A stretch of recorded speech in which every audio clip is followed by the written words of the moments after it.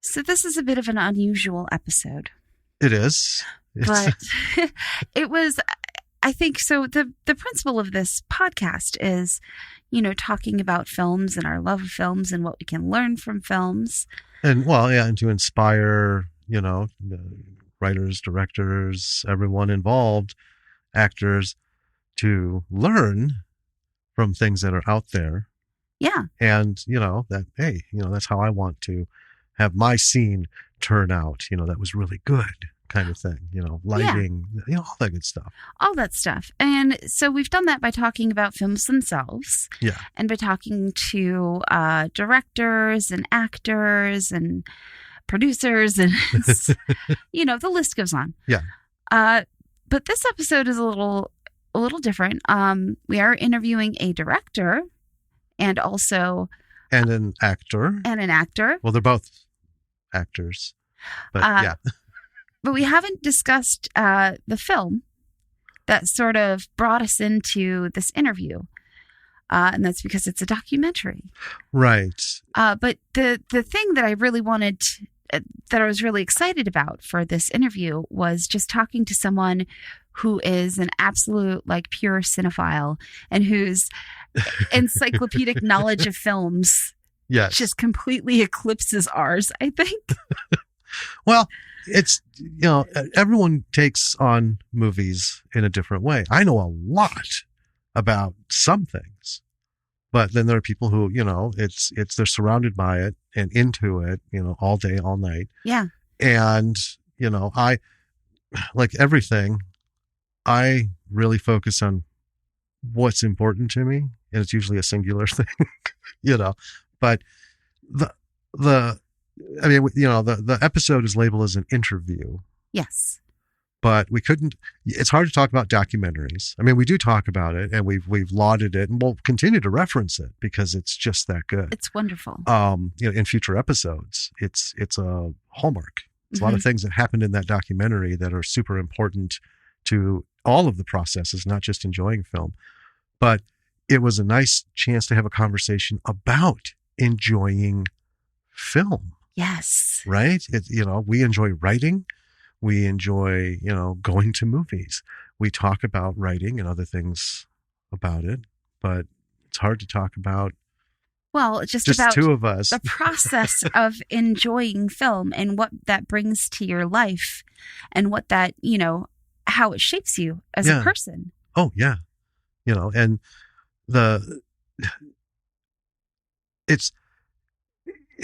I'm trying to put the words together. It's really dependent on where you are. So these two wonderful women are in the heart of everything. They're in LA, right? There's a lot to take on there, and the further out you get towards the middle of the country, it gets less and less movie-like. There's not a lot going on locally. And there's some film groups around town, and there's some the student cinema will always try to get a hold of stuff. Like we saw Metropolis. Yeah, and there's theater groups and but it's not a the culture here isn't dripping with it. Right. And then as you past the belly button of America, which is, here, as you head out east, it takes on a different life. It's really about Broadway and stage and television, because that was, where it all began. So, it's just, it was nice to share love of cinema. Yeah. And just geek out about, about all kinds of stuff. Absolutely.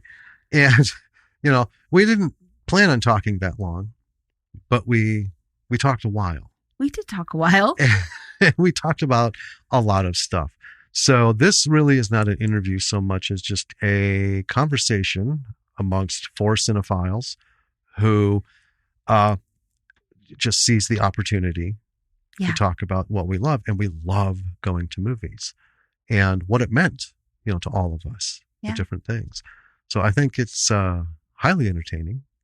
Well, it is. And it brought up lots and lots of memories for me, of going to stuff. Because I know you and I talked about it before, and I was trying to remember these experiences that I had, going to the theater. And one thing that I do remember, and we don't mention it in the episode, but amuses me. So I'm just going to share it Well, quick. please do. When The Lion King, the animated Lion King, originally came out, we went to the theater to see it. And it was really special getting to see it on, the big screen, and then later getting to see the live action. Right. Right, with Lillian. But my experience of going to see The Lion King is colored by, it was a kid's movie. And I was 7-ish at the time, if I remember right. And I went in, and it's this wonderful, beautiful movie. Everyone knows The Lion King. Everyone loves it. Oh, yeah. But if you can imagine being in a theater full of 5 to 10-year-olds when Mufasa dies. Oh, God, yes. It was complete chaos. Oh, man. Yeah. I've never experienced anything like that before or since. It's very seldom that a large group of children get to witness a murder, especially in Disney, right? I mean, we don't see Bambi's mom go down. We hear the shot ring out, and then we see a piece of her off to the side of the screen, and then we see Bambi like, oh, what's going on? But, we saw him fall. Yeah, we did. We saw him disappear into the wildebeest. Oh, poor Mufasa. We saw Scar murder him. Yep. And that was really dark. And I remember being in the theater and a lot of kids. Well, I bet all the parents were like, oh, shit. How am I going to deal with it? You don't go to a Disney film expecting to have to take on death like that. You witnessed a crime. Oh, shit. Well, I guess ice cream's out. Yeah. We're going to spend the rest of the night trying to fix this fucking psychological wound. So there's that. Excellent. And that's what it's about. Well, you wouldn't get that same thing at home. It's just 1 or 2 or 3, however many kids you have, I guess. Right. But that's the thing. It's this is why we encourage you folks, reach out and get a hold of people. So maybe you're not a cinephile, but you're in the movie making process and you love that aspect. Well, find people. You don't have to collaborate with them. Just talk with them. It works wonders. Jesus Christ, I was up forever last night because my head was just reeling because it had, it was such a good, fun talk. And then all the stuff that we went on about, it just kept, triggered more stuff. Yeah. And it was nice to go to sleep. When we watched Julia's documentary and you and I were both like, that's our people. Yeah. Those are our people. Absolutely. And then getting to speak to her and to Teri, who's also a cinephile and also does so many things. I know. But that's the great thing is it's wonderful to see people who are living. Yeah. Even with all the crap going on now. It was just really fun. And we talk more about it in the conversation. Yes. How it all came to be. And, folks, you just never know. You just never know. Make a connection because you don't know where else it will connect you to. Yeah. So shall we jump into this? This is a long intro, but that's fine. It is a long intro. It's a long episode. It's a long talk. Yeah. Buckle in. Let's jump in. Let's do it.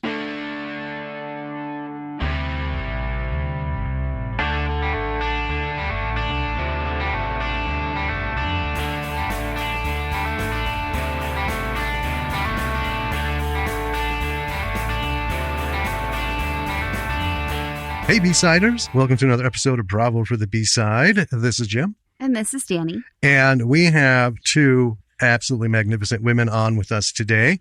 We have Teri Gamble and Julia Marchese. And they are hosts of the Horror Movie Survival Guide podcast. So all the things we talk about, you want to know what to do to get through a movie, listen to their podcast. Yes. They hit it on the head. Last Girl Standing. Last Man Standing in rare occasion. They'll get you there. Hey, Julia and Teri. Hi. Sometimes it's last family standing, last neighbor standing. Like it can really go a whole lot of different ways. Believe me, we know. Oh, last yeah. animal and no one standing. Yeah, I was just going to say, we Right. we just recovered more fully a film that had no one standing at the end. Yep. Not even the bad guy. I was heartbroken. Those are my favorite, to be honest. I really love it when everyone dies. I go, yeah, take that, Hollywood. Julia loves it when they torch the ending, and I'm like, give me a happy ending every time. Oh my god, I die. See, I'm a fan of the Irish fairy tale ending. In amongst us Irish, there's no happy ending. That's not; those two words don't ever go together. So it's always so miserable. Joyous. So I like to see the like full dive annihilation of just everyone. Like, you all made a classic mistake. Well, anyway, I was like, real life. Anyway, sorry. Too soon. Current, wait. Yeah, save it to the end. Save it to the end. Let's use it for the come down. Right. Oh my gosh. So one of the reasons we reached out was listeners, as you know, in the William Castle retrospective episode, we talked about Julia's documentary, Out of Print. Fucking fantastic. Yes, which if you're a creative at any level of involvement in this business, you need to put your eyes on this documentary because it covers so many things. And I was just telling Julia before we began, it's like 3 documentaries together. She introduces us to the New Beverly Cinema, which is wonderful and is just replete with history and stories. And so it's well, like, it made me want to go move and just live around the corner right. so that I could go there all the time. Yeah. Like Ryan Johnson said he did. Yeah. Johnson. Yeah, his first apartment. My first apartment based on proximity to the New Beverly. You're like, well, that's fair enough. I don't think he's alone. I feel like quite a few regulars did that. Like it's one of those places. I get it. The second, the second act of it brought us to the importance of repertory cinema, the importance of getting to a cinema to see some movies, especially on 35 millimeter film. Yeah, but see, that true theater experience, not the multiplex, not the easy chairs with the food service and the 78 speakers and Atmos 97.6 and, all that wasteful stuff. To see it in as it was meant to be, because that's how I grew up in movies. I mean, my first entry into a theater was, I think, 1974.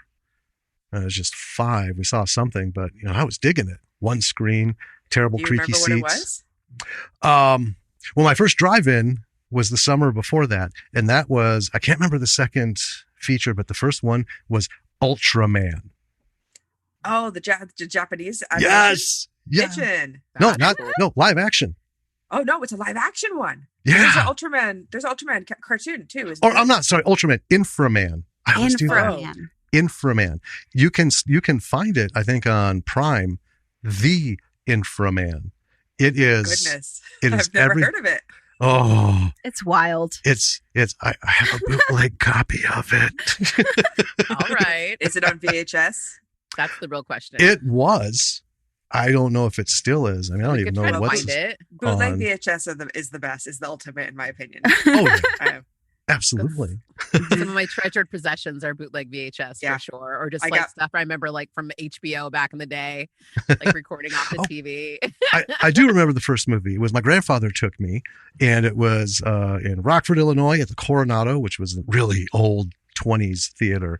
And it was actually a few dollars more. Clint Eastwood. Oh, wow. Yeah. For a 5-year-old, that seems questionable, but that's... No. Oh, I loved it. You got to understand, it's an Irish thing. So I'd already started drinking by then. Okay. My grandfather, not as like a recreational thing. A little? Okay. No, he would take me in the basement where he had built this entire bar. And he would give me a shot glass every time we would go down there. At first, for a while, I didn't go down because I'm like, oh, it's nasty. Wow. Yeah. Grandpa, what's up? Oh, you don't know. But I'll say it's kind of jumping ahead. I credit him for my love of cinema because of him. I spent most of my time with my grandparents, and I grew up with silent films, everything from, Keystone Cops, all the silent funnies, through the gangster movies, Cagney and Bogart, and everyone watching TV shows, The Untouchables, I was brought up on film with the golden age of cinema. And I think that's what established my foundation to love everything thereafter, as it's grown, which we're going to talk about later, hopefully. Some segues from that side. We'll talk about whatever you want, But- man. That's our job. We're just We're here. we're here to chitty chat. All of that, I don't want to take up the time, all of that is what made me love your documentary, because it really felt like you sat me down over some coffee and just threw shit at me for over an hour. And it really felt like a one-on-one. It's funny you say that because a lot of my friends say that film feels like Julia in film form. They're like, Cool. Aw. Yeah, it's like you're hanging out with us. It is because you always talk about film in some way, shape, or form and capacity. I and mean, you have those like groovy aesthetics. it's literally, yeah, Dead. it's like the music's your vibe. It looks like, it reminds me of like your favorite colors of life are like throughout the film. It really is very. And all the snipes as well. I love all those old vintage cartoons. Those delight me. I wish there was more in the movie. I mean, it is something that, the thing about film is, and especially a documentary, is you're seeing it through one person's eyes. And so like, this is my vision of how I see it. And I could show you the New Beverly from an insider's perspective and show you how much cinema had changed my life. So I think, I wanted to be in the film to kind of guide you through it, but also I'm not the main character. Like, it's not about me. It's about something bigger than me, obviously.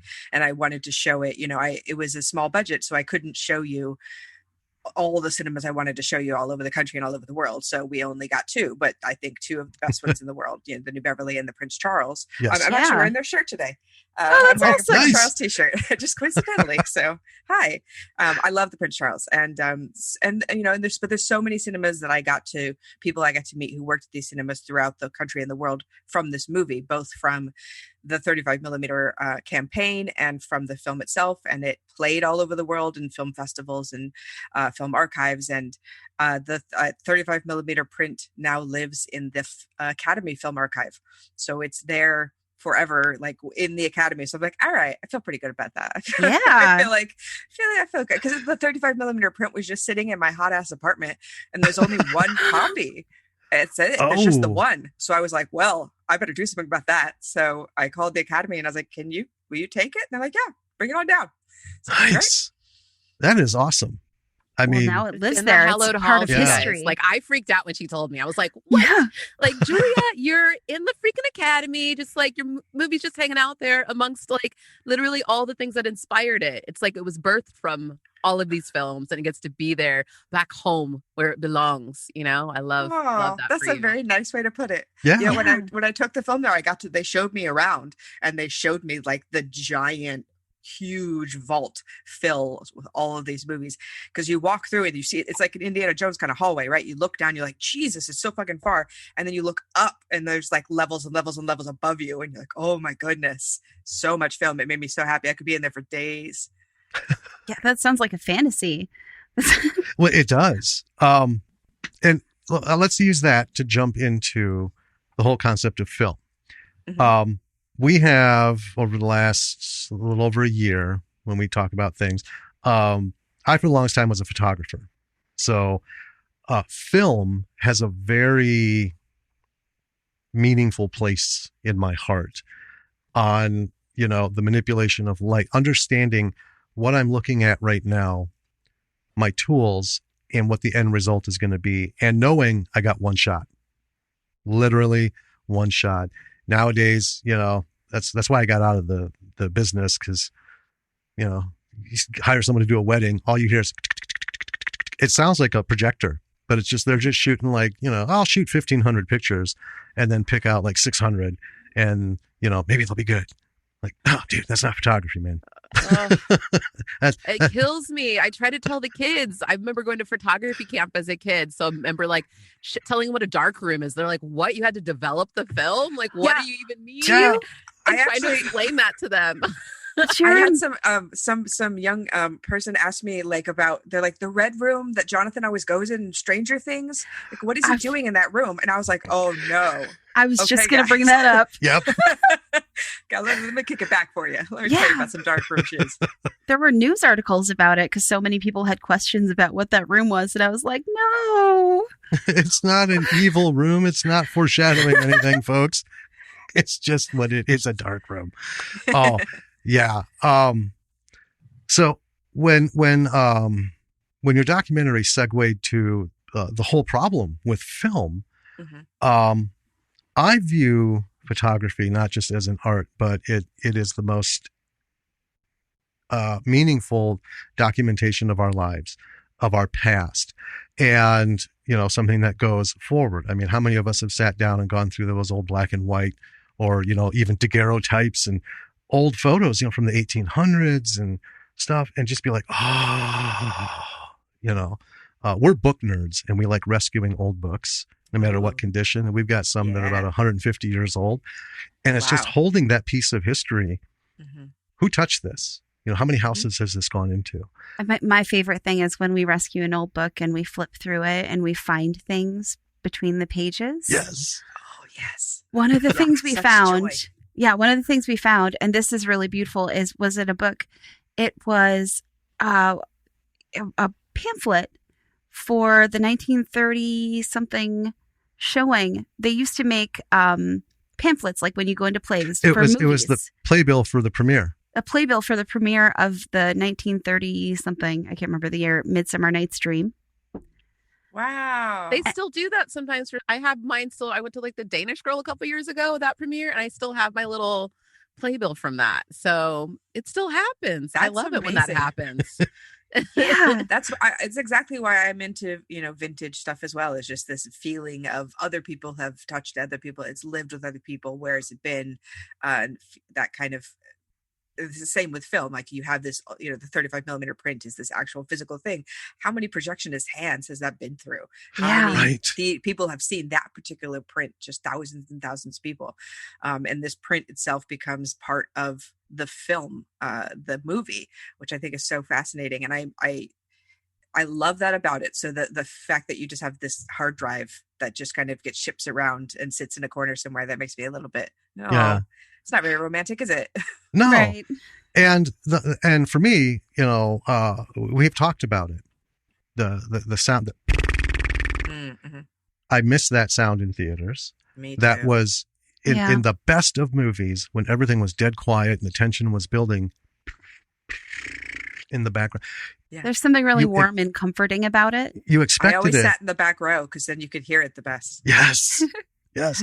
And then you could hear the reels changing when they were on the longer movies. Like when I saw Lawrence of Arabia, and they had so before the Orpheum, we had a really old theater here from the 30s, and they turned it into sort of like a night spot, which is terrible. But in its day, they showed Lawrence of Arabia, complete with intermission and stuff, and I could hear him gearing up.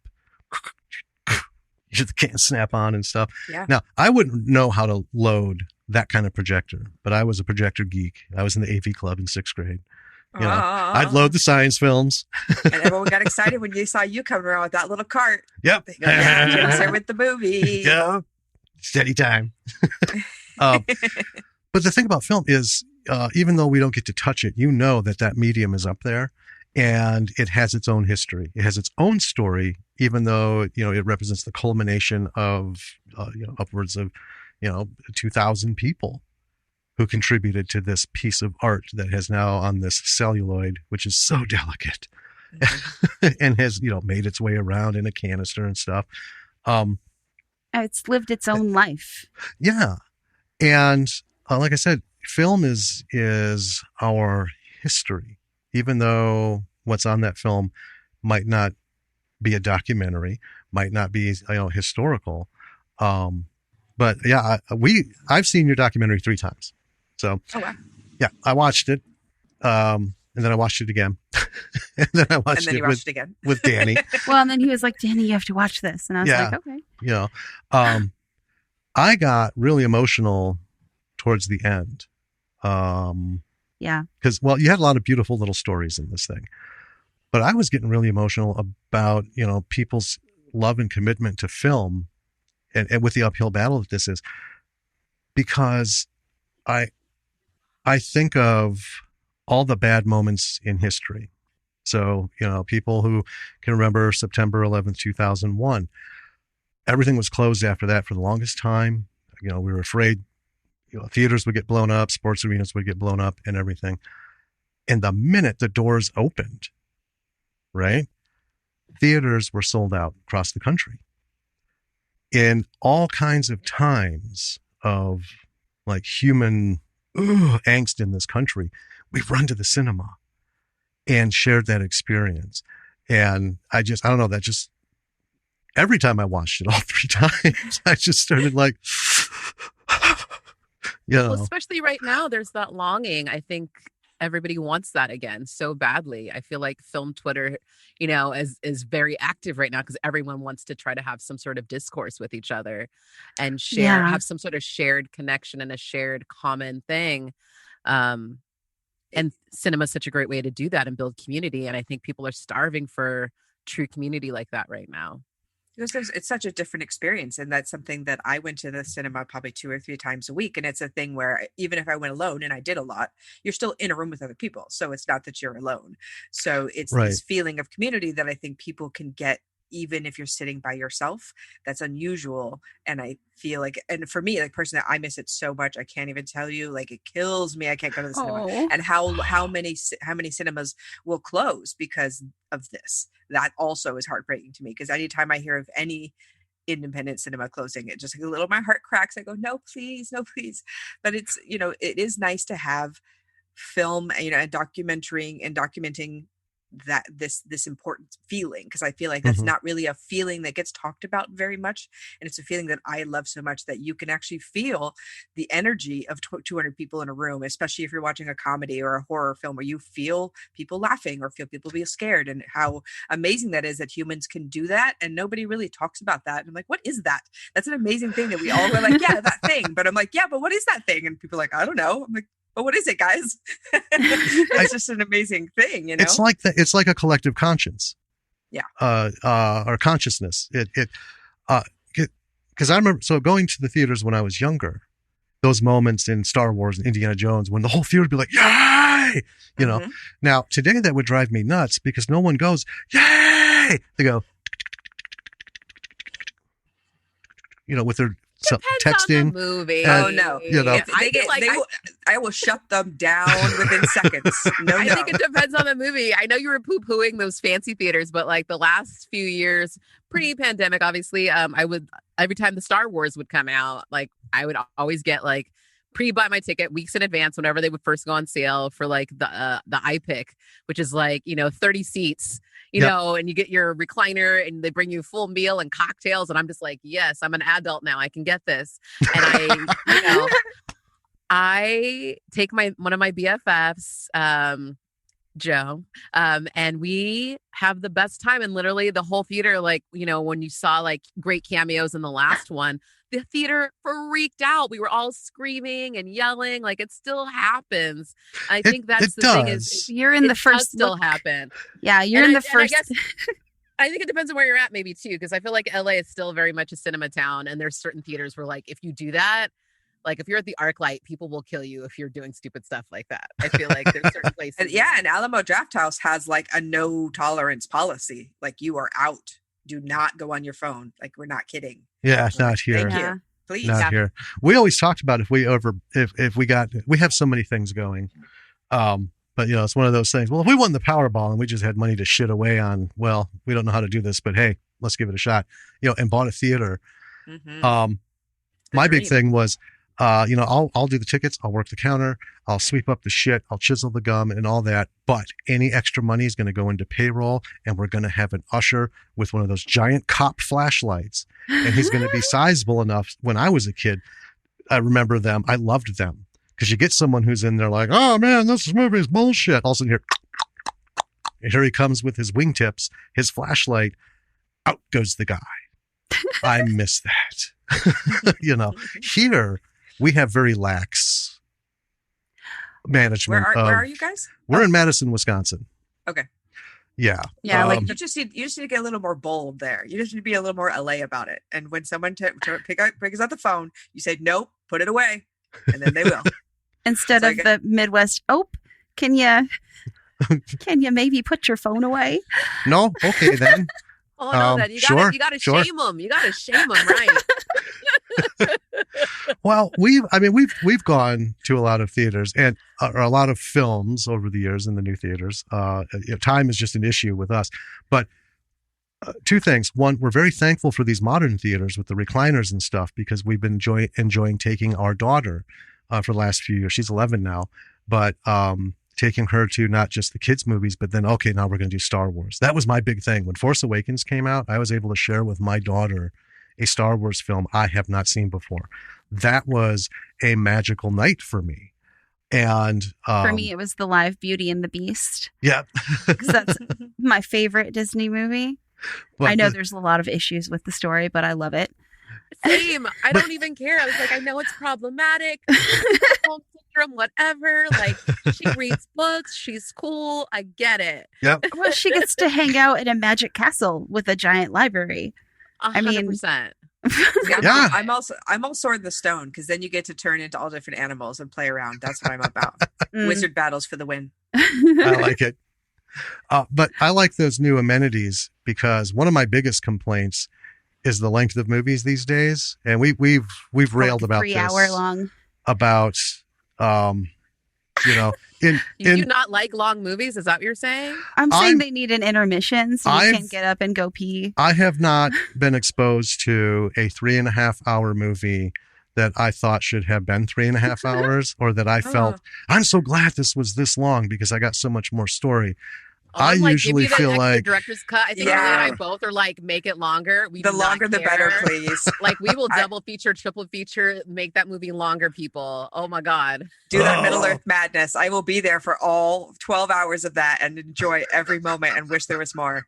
I do the same with live theater though, too. Like, I studied a little bit in Russia, and like, you go to a play there and they're all like 3 to 4 hours. Like, they don't do short plays there either. And nothing's like, entertainment's for the whole evening. It's not just to be like a couple of hours of entertainment. It's literally your whole evening is supposed to be taken up with this fun activity. And I love it, and I like it long and strong. See, now I get that. Yeah, you do. Oh, go ahead. I get that. My biggest thing though is like halfway through, I'm going to need to get up and go pee, so they should stop the movie for me. Mm-hmm. That's why you got to go at least twice.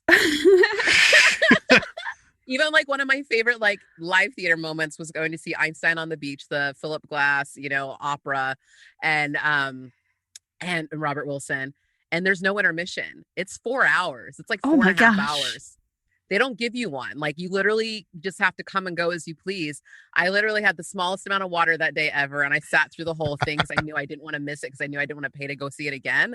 But you just have to know that. Like, there's certain things you just have to know you're going to have to come back. And I love that. I don't know. I love the old the intermissions too. Like, but I would always want to stay for the music. Like, intermissions have the entr'acte and intermission and the old. I love the intermissions. That's true. The first time I experienced an intermission was Gandhi. Oh, okay. Yeah, they actually had they styled it with an intermission, and it wasn't too long after that I got they played Lawrence of Arabia, and I'm like, yeah, this is what it's about.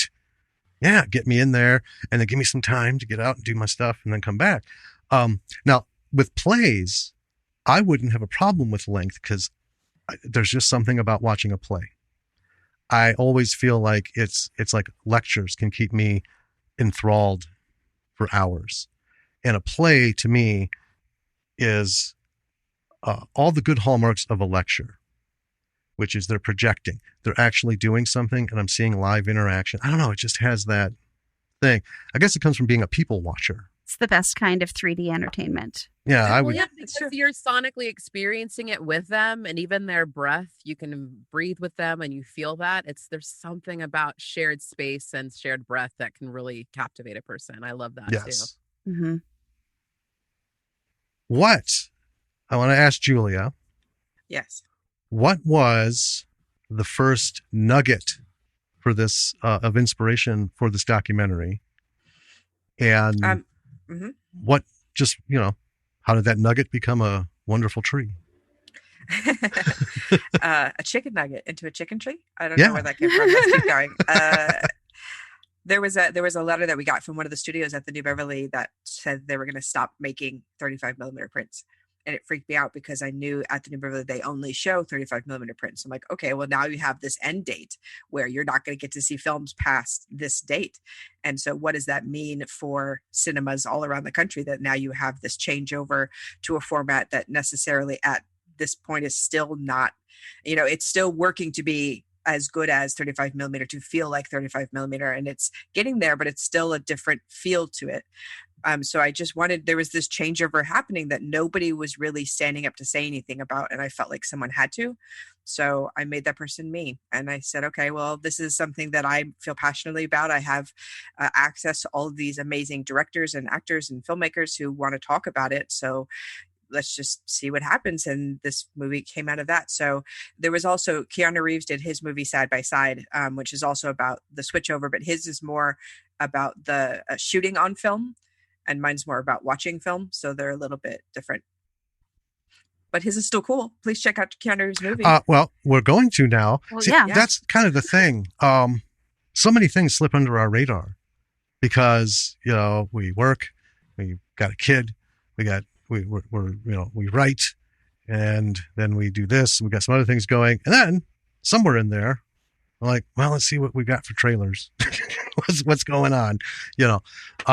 The only reason I found out about your documentary is because you responded to somebody who said, thanks for watching, or you said, thanks for watching. And then his tweet was, I just saw your flick. It was great. And I thought, well, okay, what's great? I want to see great. Let's find this thing. And, it took 10 seconds and then bam. That's the first time I watched it. When I found it, I popped it up and watched it. Wow, just immediately. Thank you to that gentleman for tweeting at me, because look at that, a chain of events. And here we are from that one tweet. And and that's the funny thing about this word of business mouth marketing all around. Yeah, it's word of mouth. It's accident. It's like the 10th removed tangential step in something, and then like we did an interview with Alex Cox, weirdly, because he had a friend who was following somebody who followed us, and through the chain of likes and stuff, hey, Fred liked this because someone's following Fred and you're following that someone. So then he reached out to us. He's like, hey, so I'm a friend of Alex Cox, and he's just finished his latest film. Would you like to talk to him about it? You're like, and we got to yes, screen please. it. Yeah. Wow. And, well, we said yes. So he said, okay, Of course. I'm going to get you in touch with the film folks, because they handle all this. They reached out and they said, so we understand, is this right? You want to talk to Alice? We're like, yo. So they sent us the screener. And so we did an episode on that. And then we did our interview with Alex, and it was magical, and we're nobodies, but we have you are somebody. And you got somebody's on your somebody's show. So look at us all go. Yeah. Lowell Dean, because we just loved Wolf Cop. We've had some really good runs. Yeah. And we got you guys. Yeah. Here we are. Yeah. Talking to you. And I was so excited about this fun. earlier. I was talking to one of my coworkers about it. I was like, I'm really excited. I'm going to talk to Julia and Teri tonight. And they did this Julia did this documentary, and I've been listening to their podcast. And by the way, I love listening to your podcast. I really vibe with you guys. Yes. Oh, and just it's really by just the like way, hanging out with us. Yes, please. Yeah. Go ahead. super kudos for Patton Oswalt. I haven't listened to it yet. Haven't had time, but you'll dig it. You'll dig it. It's a goodie. It's a good one. I mean, you wind him up and let him go, right? You just step out of the way. You go, please, sir, you are wittier and funnier than I'll ever be. Please take the reins. Yeah. Even when he is on like a righteous rage tangent, I could sit and watch that for days. It's like, this man is the fountain of truth, but he just can't, you can't keep from pissing your pants listening to him, whether he's just happy or mad. he takes it all to that level where it's like, it's funny because it's funny, or it's funny because it's just so ridiculous. So raw. And he's a huge, cinema nerd to his core. And he wrote a book about his cinema love, and mainly about his time at the New Beverly, because he went there for a bunch. So Silver Screen Fiend is his book, all about that. So I know that I met him at the New Beverly, and we'd been kept in touch ever since, because we're both just film nerds. So he'll text me like, have you seen this thing? And I'm like, oh my God, have you seen this thing? And so it's mainly just a horror film nonsense. Like we talk about Martin, like we had this like discourse about Martin because we both love Martin, just like so great. He's so kind, and he really tries to pay it forward, which I think is the coolest thing about him, is that he's always trying to shout out different people's art and get other eyes on it, because he knows he has a big following and he wants to support. And so I think that's really cool, to not just hang out with your fame, but be like, okay, how can I use my fame to help others, and my life to help others. It was awesome. I am a big fan of Mark Maron's old show, Maron. And my favorite episode is the one where they cut away. It's where he's getting all neurotic with his tingly hands, and Patton is on there doing the podcast. And the one thing that they talk about, and this was wonderful seeing him on your documentary, was I remember you said something like that when we were at a show watching a movie. We came out, you wanted to go get high and go into all this stuff, and I said, no man, I gotta go. And you're like, what are you going to do? Go home and burn that script you've been working on? And then he just talks a little bit about how he loves cinema, and then, the rest of the show, other things. And then to see him on the documentary, it's like, oh, he's got a platform. This is it. Little bits of real life. But real life. Loving movies and everything about it. But let's jump into horror. Yes, please. Because this is where we all come together. We love horror. From the 5-minute high 8 or VHS homemade horror flick to, full-blown gore fest and like, oh man, somebody gave them money for effects. Ooh, kind of stuff. You go, ooh, Savini. Ooh. Our typical room of horror is zombies. Okay. That's like our number one. So are you thing. guys Romero fans then? Oh, of course. Absolutely. Oh, yeah. So you guys know that we got to see his lost movie, right? What? The movie called The Amusement Park. Oh my God. Because we interviewed Suzanne de Roche Romero's, who's George's widow, and she started the George Romero Foundation, which is where they have at the University of Pittsburgh, they're doing a horror archive where horror directors will come and bring their stuff because they have all of George's stuff there. So we got to meet her, and we got to see The Amusement Park, which is this film that he did, which is a horror. I mean, it's very Romero, and it's about the horrors of aging and how society treats people completely different once they become senior citizens, and kind of shunt them to the side and don't pay any attention. And there's a character going through the amusement park, but it's the going into a nursing home, and like people taking your family away, and you can't drive anymore, and like all of these horrors upon horrors. It's brilliant. And it was commissioned to be made for a church like group or something, really? But they did not know what to do when they got it. Like it's like one of these things where it was a little more severe than I think they were expecting. But it's one of the deepest and most beautiful and heartbreaking films. And it just felt so like prescient last year when we were watching it for that podcast too. In the midst of like the pandemic and people talking about like, well, who cares if older people get sick and die, literal, political figures saying this. And here is this film that was made 50 years ago, almost 40 plus years ago, that's literally saying this, almost the same conversation of like, why are we treating people at a certain age like they don't have anything left to give us?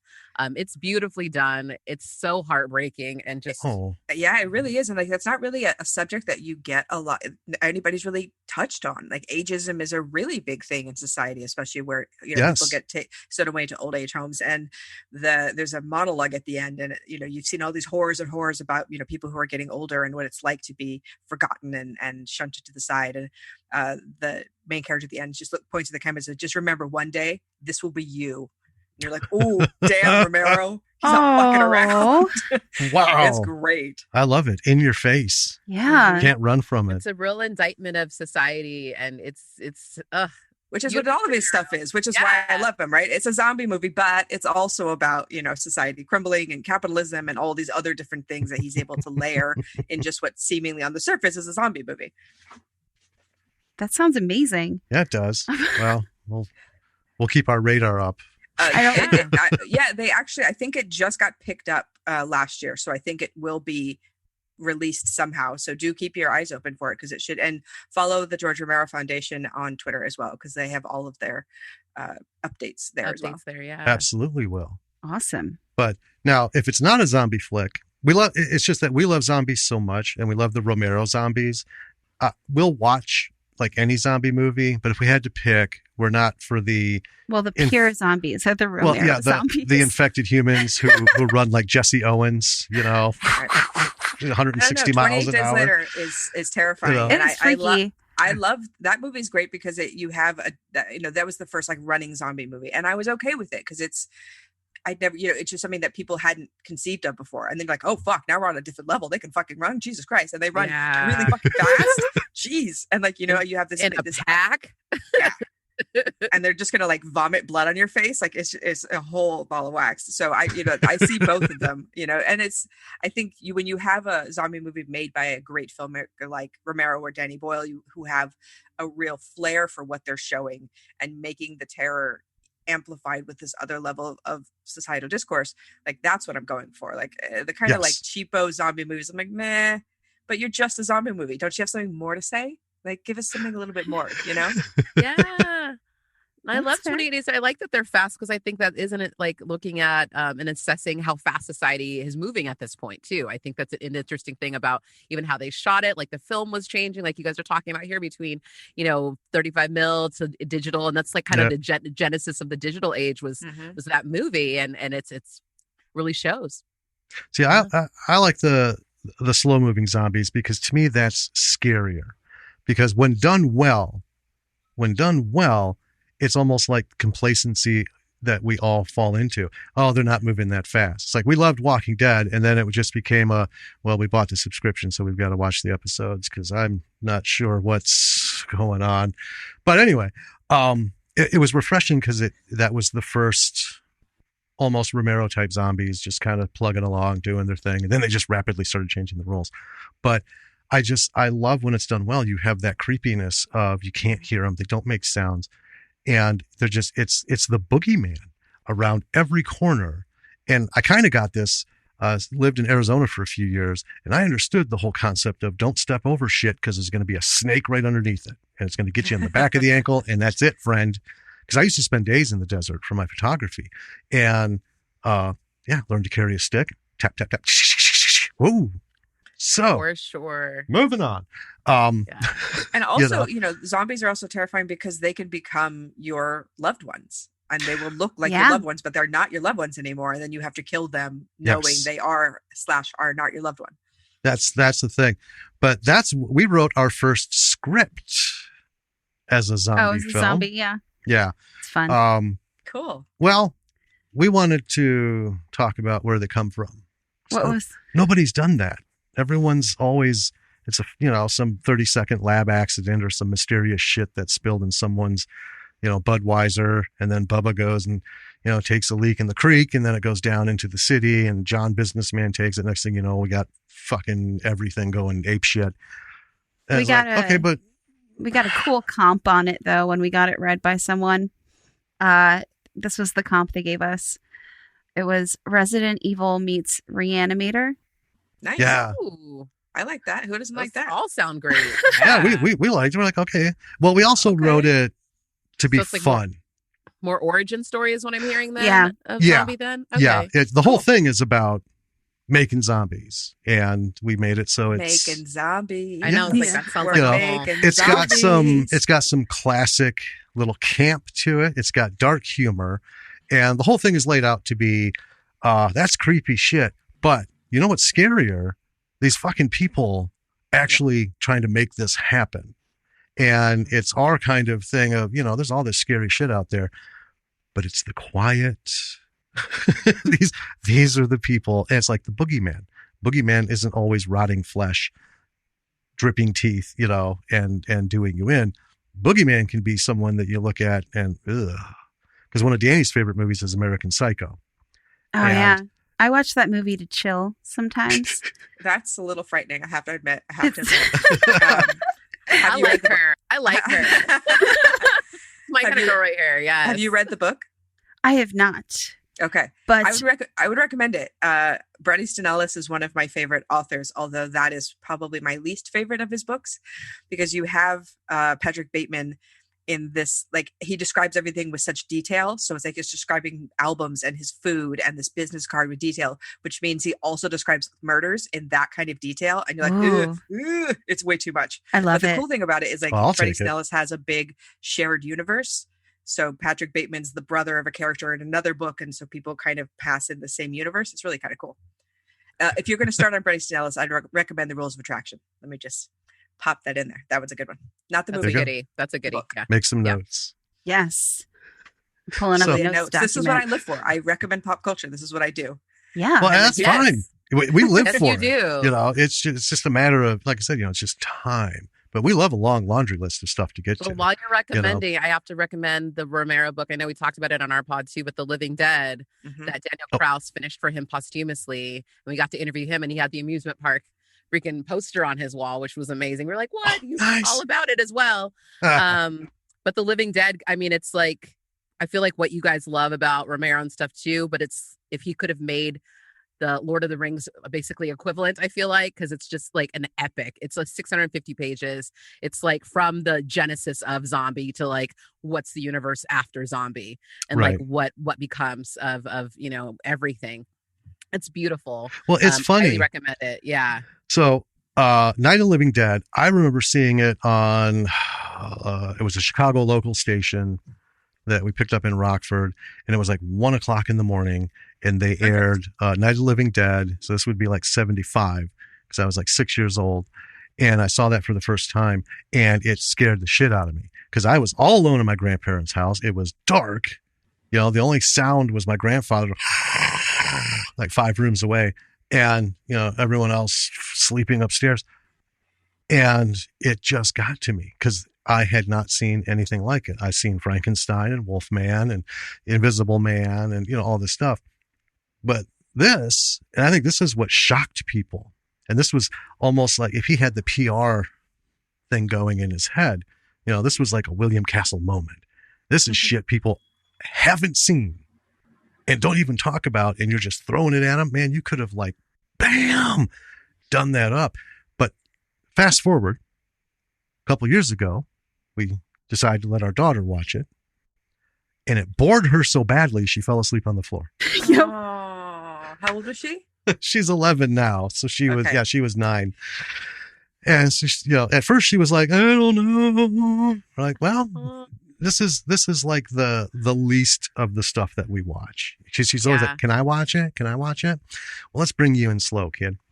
But yeah. She just fell asleep. I'm like, what's the matter? It's okay. You wait a couple years, you try again. Things seem different. That's the great thing about movies, is that movies don't change, but you change. So then the way you see that movie changes, which is awesome. Oh, yeah. Yes. Well, like Halloween, we did a movie festival. We had all these things lined up, and we ended up buying all the classics so she could watch them. So she watched, she didn't watch Frankenstein. We didn't get to that. Not that night, but she watched it later. Yeah. But Wolfman, Invisible Man, Creature from the Black Lagoon. Oh, I love Creature from the Black Lagoon. So underrated. Patton's favorite. Oh, really? We discovered, yeah. Oh, God. Honestly, I think that was the first time I've ever heard anyone say that. No one says Creature from the Black Lagoon. It's always Dracula or the Wolfman. Always. God, shit, no. Creature from the Black Lagoon has been my thing forever. Oh, shit. Okay, I'm glad to know there's fans out there. Yes. I know. Well, and Lily just is like, oh, that's so cool. So I don't know if it's her favorite, but she's up there. But it was fun doing all of this. And this is what I want to segue into. So we all love horror films, right? So there's a couple of things I'd like to get into is like, what is it about horror that you guys, that pulls you into it? Because we know what it does for us. But also, when you're sitting in the theater, one of the things that we had talked about a little bit is the what we just call it the toilet spiral of Hollywood. Why so few actually great films are coming out? It's because people have been forgetting the audience. Everyone has this ego where they're going to tell their story and do their thing because I've got this $275 million budget and nobody can stop me. And you go in and you watch something, and you're like, oh, fuck, there's like 8 films I could have rewatched. I would have had much more fun with. And, you know, especially doing the William Castle thing, you know, the whole audience level, you know, as an audience member, what are you looking for when you go to see a horror film? And, you know, what does it for you? TG, why don't you take this one? I'll go after you. Oh my gosh. I was like, your answer is going to be so much more. Anyway, that's a big question. Why horror is what I'm hearing, and what is it about horror that just kind of like grabs you? Yeah. And then when you're sitting in a theater, what is it? You're looking at that screen. That's such a what do you want to get from question because I think it really depends on the day. Like I feel like Julie and I often talk about what we love about the genre so much is that it's so varied. Like it literally goes across a million other genres as well, all the subgenres. Like, are you a zombie person like you're talking about? Is it thrillers that you like? I love comedy horror. I love it when it's lesbian vampires. We got that too. Like whole subgenre. Like there's like whole little like tangents you can go off on. And I'm one of those people who I am like a very lowbrow, highbrow. I think Julia both and I excel at loving stuff that's very fancy and high art and stuff that's like literally like, oh my God, somebody made this for $2. I'm obsessed with it. And I think that will go either way. And even if it was for $275, I don't care what the budget is. I think if it's something that makes you feel something, because I'm definitely a collector of experiences. Somebody told me that once. They're like, Teri, you're a collector of experiences. And I was like, that's very astute. 100%. Yes. Awesome. That is my thing. And it's like, if it makes me feel something, even if it's like, oh my God, I hate this, I'm still so happy I went. Like, I'm never going to be mad. I don't ever feel like it's a wasted 2 hours or whatever.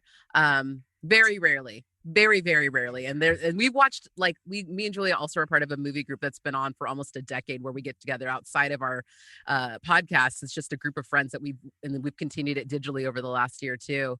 And we watch movies every week, and we've subjected our friends to some of the worst things I've ever seen in my life. But there's no veto. Like, you just got to watch whatever it is. It's like, oh, nice. That sounds amazing. You don't know what you're going to watch each week. We have a rotation. So we just know like who's bringing the movie. You just know you show up at that time and you don't know what you're going to see. Only the person who's programmed that night. Yeah. And it's like, it's really a crapshoot. It's like movie roulette. And I'm here for that. So the things that I love, I'll say that though too, but the caveat of that is I like things that are funny or things that are really dramatic. I'm very much on like that spectrum of high emotion. But I do have a few things that are very slow that are not that. Like A Girl Walks Home Alone at Night is like one of my favorite movies of all time.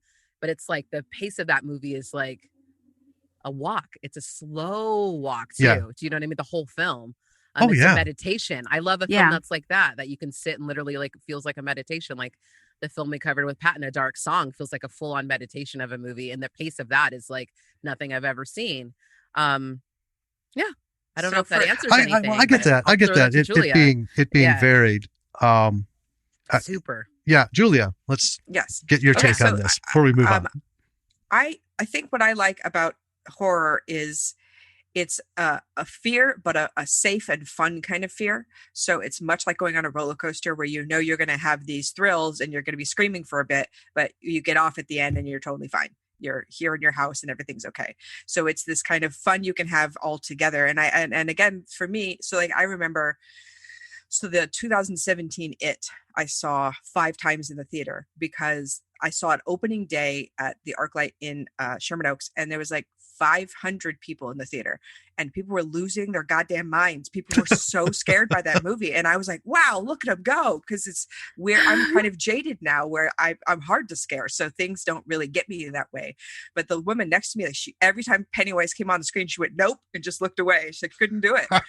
People got up and walked out. And it was just this feeling of 500 people feeling scared. And then there's this feeling afterwards where everyone kind of laughs because like, oh, haha, I was scared by the movie, haha, you know, like, and you can feel 500 people do that. And so that's what I live for. So I went back to saw it a bunch of times, and every time it was exactly like that. But then I realized that like Pennywise, I was feeding on fear, and then I felt really awful about it.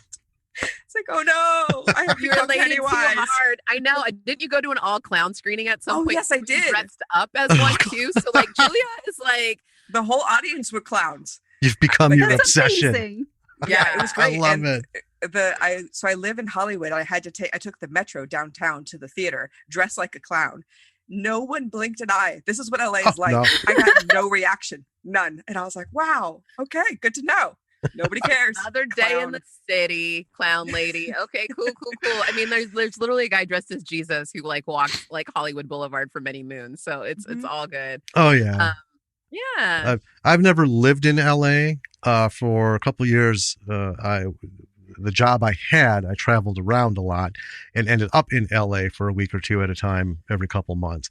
And yeah, there was no end of, I mean, I didn't find it weird. It was refreshing because the one thing growing up like in Madison, just real quick, back in the 70s, it was awesome how progressive it was.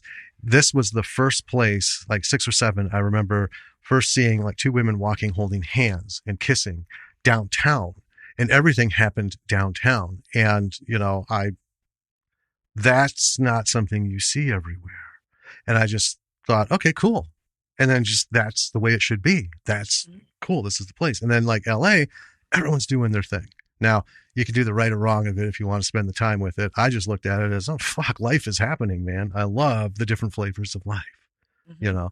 And I think that represents the, which you were talking about with movies. You know, what are you looking for? What are you looking for? You can go anywhere in LA. Anything you want. Yeah, you can find something. It's like picking that movie. What do you want? Laugh? Like, I'm a slice of life movie guy.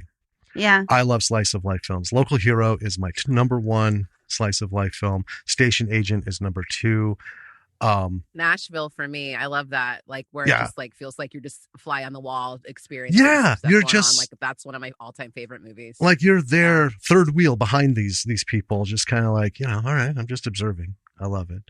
I've never thought about like what my specific favorite subgenre of horror is, because I love so many of them. Like I guess horror musicals, because that smashes together my 2 favorite genres into something, and they don't always work. But when they do, when you get a Sweeney Todd or you get, you know, a Phantom of Paradise, you go, all right, I like it. These things work. Rocky Horror. Rito, the genetic opera. Yes, we did an episode on that. Danny's like, yes. Yeah. And for me, like Rocky Horror Picture Show is the ultimate cinema experience, right? Yes. That is what, and because I saw it when I was 12, which is too young, but that was the first time I'd ever seen a movie where like, oh, it can be more than just a movie. Yes. It can be an experience where you go and you interact and you sing and you dance and everybody's like having fun together and yelling and just having a good time. Like that's what I want in a cinema experience. I had the benefit of having a mother who didn't care whether I was in or out of the house. And the cool thing about Madison, Rocky Horror showed here at the Majestic at midnight every Friday night. And I was 9. Nice. You beat me. I never met anyone younger than me. So well done. And here's the thing. I used to like listen to university lectures over the summer during their summer sessions and stuff. Everyone always thought I belonged to somebody. Because, you know, what 9-year-old kid's walking around taking a bus downtown by himself? No, he must be with someone. So I would go in. And the first time I went into Rocky Horror, I think Will Wheaton put it best, that was the epiphany of, this is my fucking tribe. Yeah. This is what movie is about. This is what the interaction, because they had the live performance under the screen. And I was like, whoa, I'm in. Yeah, I am amazing. so in. And last year, we finally let Lily watch it. Okay. And she's rocking. It's funny because a few years before, we met Barry Bostwick at a Comic-Con. I took my 40th anniversary DVD, had him sign it to her. He was the nicest person, though. But it was... We literally just, like, went up to him because he was out on his own and, you know, there was nobody surrounding him. So they stuck him in, like, the fucking broom closet corner. He didn't even get, like, a booth. So we went up and he was just there and he talked to us for, like, 30 minutes. Oh, it was magnificent. Wow. Fucking, That's amazing. you know, I'm sitting thinking Mayor of Spin City and I are just chewing the shit. Yes. You know, but it was funny because we gave it to him. We said, "Let's just make it to her." And he goes, and he leans down. "You haven't seen this, have you?" Oh no! Because she was like 7. And we're like, no. She saw the MT video for Time Warp. That's it. That's all you need. That's all Yeah, she got. last Halloween before last, obviously nothing happened in 2020, but 2019, I was programming a series at the Somerville Theater, and on Halloween they showed Rocky Horror, and it was 800 people in that theater singing and dancing and time warping. It was incredible. And I have to tell you that when the pandemic started, there was like the day that I realized that Rocky Horror Picture Show had been showing nonstop since 1975 and now had stopped. And I was like, no, but it's, I know. No, it made me really sad. Oh, no. It's going to be a while for it till it comes back, but I will be there. I will be there up front, screaming, yelling, singing along. It's in the lyrics, Julia. We'll do the time warp again. It'll We happen. will. Will you go with me, Terry? Let's do it again and again. Oh, you know I will. Okay. I can't wait. We went to one of the screenings at the Hollywood Forever Cemetery where they have it out and you sit in the cemetery and they screen on the side of a crypt. Oh, nice. And there was like 3,000 people screaming like, "He's got no fucking neck." You could hear it from like all over, so far away. And it was delicious. We dressed up. It was for Halloween, and my ex-boyfriend was Riff Raff, and I was Magenta, and she was Columbia. And we felt and then we ran into Space Riff Raff and Space Magenta, and we were like, "Yes, we're complete. We are all here." It was Bookends. great, and they'd had a Before, Tim after. Curry video do an intro like for the film, and they had like a DJ after. It was the most. I can't wait. Honestly, I can't wait to time warp again. But it was so wonderful. Singing and dancing in a graveyard in my tap shoes, just all I wanted. I can't wait to do that stuff again. I know. It's TikTok, and oh man, when it pops, you know, it's like, it's going to happen. Yeah, no, I know. Everyone I know is just like, okay, like roaring 20s. Where's it coming? Come on, guys. Yeah, we are ready to roar. We are ready. We're like, oh, we're gonna dress up now. Like I think, like, I'm buying clothes. Like I'm gonna buy new things. Like I can't wait. And it's we read Great Gatsby in high school, and then the teacher gives a shit about these guys being shallow and partying all the time. You're like, dude. 1918 flu was just over. Give them some slack to party. Yep. Jesus Christ. We get it now. Yes. Oh, man. Goodness. I have to say, my favorite subgenre of horror, which isn't even really a subgenre, just anything with gratuitous gore.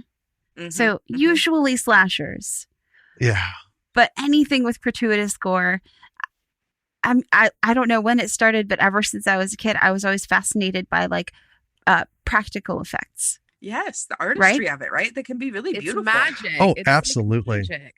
So anytime I see something on screen and it's a fantastic bit of gore, you know, whether like someone's throat is getting cut and it splatters the wall or, you know, something like that, I'm like, ooh, nice blood. Mm-hmm. Yeah, that's us. This is why you vibe with us, because we're of the same ilk. Same. Yes. Same. Yeah. Well, and like what Terry said, it depends on your mood, because we'll actively hunt for what are we going to watch tonight to chill to before we go to bed, and you know, because we've got the time. And we're going to find something. And, you know, 2 things happen. One, we find a lot of great shit. Like we found Attack of the TeriGamble, ended up watching it, doing an episode and talking to Failure Boys Productions about it. And what fun guys. But Attack of the TeriGamble like ticked all the boxes that night. Absolutely did it for us. No story, no nothing. It's just a bunch of people. They have just enough time to set up all the tropes. Right? You got the loudmouth, you got the quiet guy, you got the slut, you got the conservative, and you're having a hard time figuring out who's going to be the one. Mask. And then some guy just walks in through a screen door with a fucking axe. And from that moment on, we're like 7 minutes in till the end of the movie, it's just non-stop shit happening. And some of the things, this was like an ultra low budget film, but it was so well done. And one of the funniest things I love about indie films and horror is sometimes they do these unintentional things. One of the parts of the film that cracked me the fuck up so much was this guy's panicking. He's got his car stuck on a tree and this guy's coming. He just hacked up someone and he's trying to get the hell out of there with his girlfriend. And while he's doing all this shit, in the background, you just see the killer walking. And it always reminds me of someone just going from aisle 6 to aisle 7 at Walmart. And then off screen, you're like, well, what the fuck was that about? And then all of a sudden he pops up somewhere else, Jason style, and the blood flows. Look at the sound effects on this guy. This was like the 7th one he's done. It's been impressive. So can we you just should ask him to do an Elvis impression. No, I'm not doing. I'm not doing Bubba Hotep. Not doing Bruce. So you know that they call me karaoke because I ran karaoke in the before times. So I would love a good Elvis. If you got it, I want to hear it. It's just okay. It's this very specific Elvis, though. It's Bruce Campbell doing his impression of Elvis and Bubba Hotep. Okay, that's what I want. An impression of an impression. I'm into it. Yes, do it. Yes. Okay. It's like Inception impression. I love it. I love the delight. Hey man, you got a really bad butt problem around here. That fucking line just killed me in that movie. Delighted. Oh, Thank shit. you so much for stupidity tonight. I love it. So horror movies that suit the mood, because we talked slashers.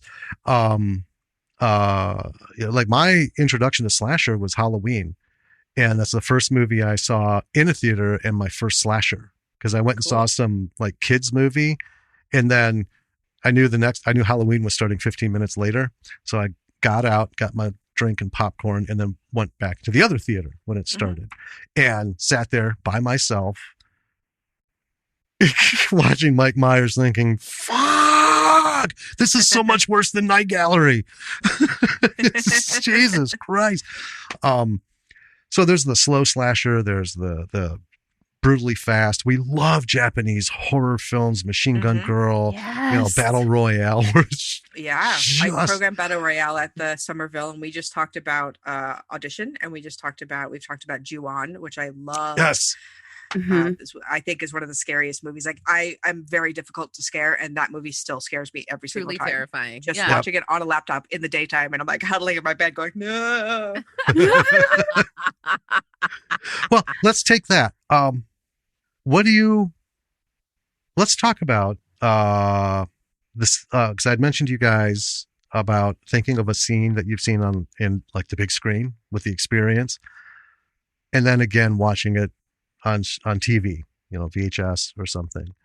Can you come up with one and talk about the difference you is up here, but somehow you don't like shit on it because you've got the nostalgia carrying you through, like, this was so much better on the screen. You're just kind of enjoying it, but way in the back, the little voice was like, this was so much better on the screen. But I think it kind of goes both ways as well. So, I think of Texas Chainsaw Massacre, which is, to me, the scariest movie I've ever seen. And I saw it for the first time on VHS with Marion, who was the first co-host of Horror Movie Survival Guide. And we were clutching onto each other in terror. We both hurt so bad when the movie was over because we've been holding ourselves so tight for the entire film.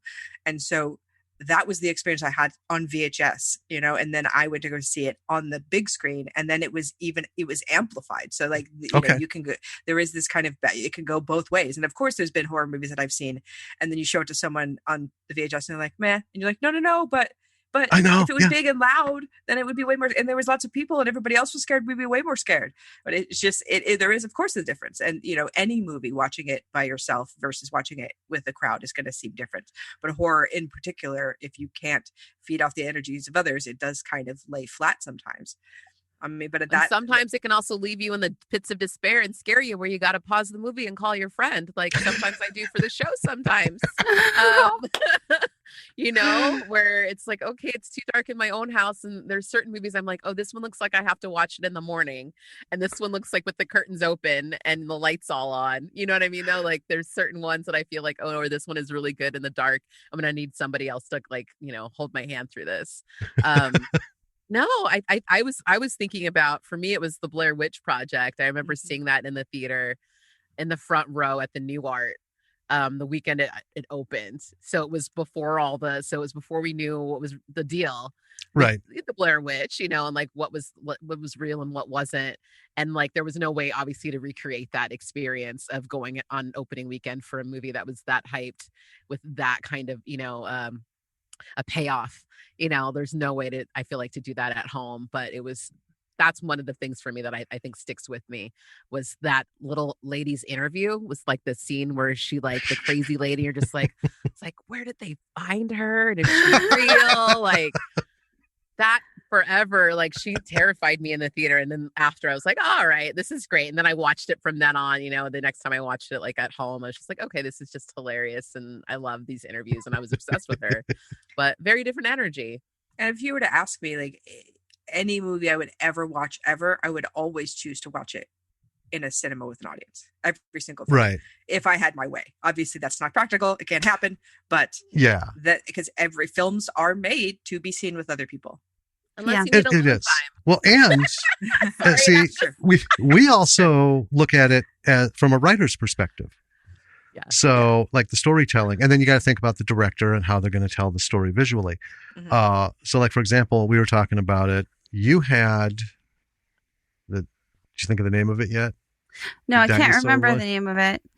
It was so when he asked me, I was like, I don't know. I actually had thought of two, but the one that was really big was, we used to go to this drive-in that was by our house, and that was most of my theater experience as a kid, was going to the drive-in, because That's it was cool. because it was cheaper, and my mom would have me, like, duck under the blanket in the back because it was like pay per head.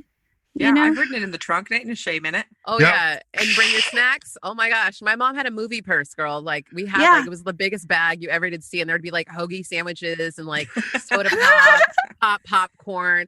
And I was like, I would always be so embarrassed. But as an adult, I'm like, movie purse up. Like, let's go in there. I got my Oh snacks. man, Do what that's you gotta why do to get in there. I'm like, I don't care how much it fucking costs. We're not bringing anything into the theater, because I had the popcorn bag, that big goddamn grocery bag that's stained with grease and it's crumpled up, and you're trying to walk in with some sort of fucking It was dignity. a black leather And- purse. It was cool. Oh Yeah. man, Made and it my mother and her cool. friend with their big ass purses, and you can hear it.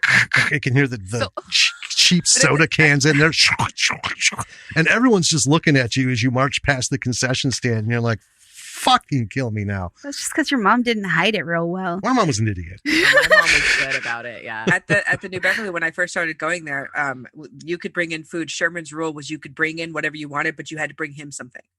Oh, So if you brought in a nice. pizza, you had to give him a slice. You had to bring him a taco or a burger or whatever, and then, like, you're good to go. And I was like, that's how you do it. Yeah. That's right. Yeah. And you have, like, surprise free food. You never know when it's coming. Could be there Right? anytime. That's awesome. So what But- was the movie? Your movie, Danny? yeah. Yeah. I can't remember the name of it, but it was I think it was after Jurassic Park came out. They wanted to make a CGI movie for kids about dinosaurs, and watching it on the, like, drive-in screen, and it was really beautifully done. I wish I could remember what it was. I should look it up probably, but I might not have ever learned the name of it as a kid. But I remember watching all these, like, very realistic dinosaurs come across this gigantic drive-in screen. You know what I mean? 30 feet Mhm. tall. Yeah. And I was like, Mom, we have to get this movie. This is incredible. And then I watched it at home on VHS, and I was like, oh, well, I mean, it's still cool, but they're not actually the size of dinosaurs on my little teeny tiny, Yeah. like, Yeah. 20-inch television. See, for me, Yeah. it the one thing that Scale. sticks in my head is 2001: A Space Odyssey. Okay. Again, I was Yeah, like watching 8 or that on 9. TV is yeah. Yep, I saw it the first time in a theater, and watching it later on television. And it's the reveal of the monolith, where we have primitive man doing its thing. We have this wide ass, like, this world is big. There's no buildings. There's no nothing. It's just almost infinite. And then we have the upward shot from below of the monolith, and on a screen in the theater, it hit me even at that age. I'm like, Jesus Christ, this is bigger than everything. Mhm. This is something. And that pulled me so deep into the movie. Like, okay, yeah. All right, Dave, God damn it. Let's talk about the monolith.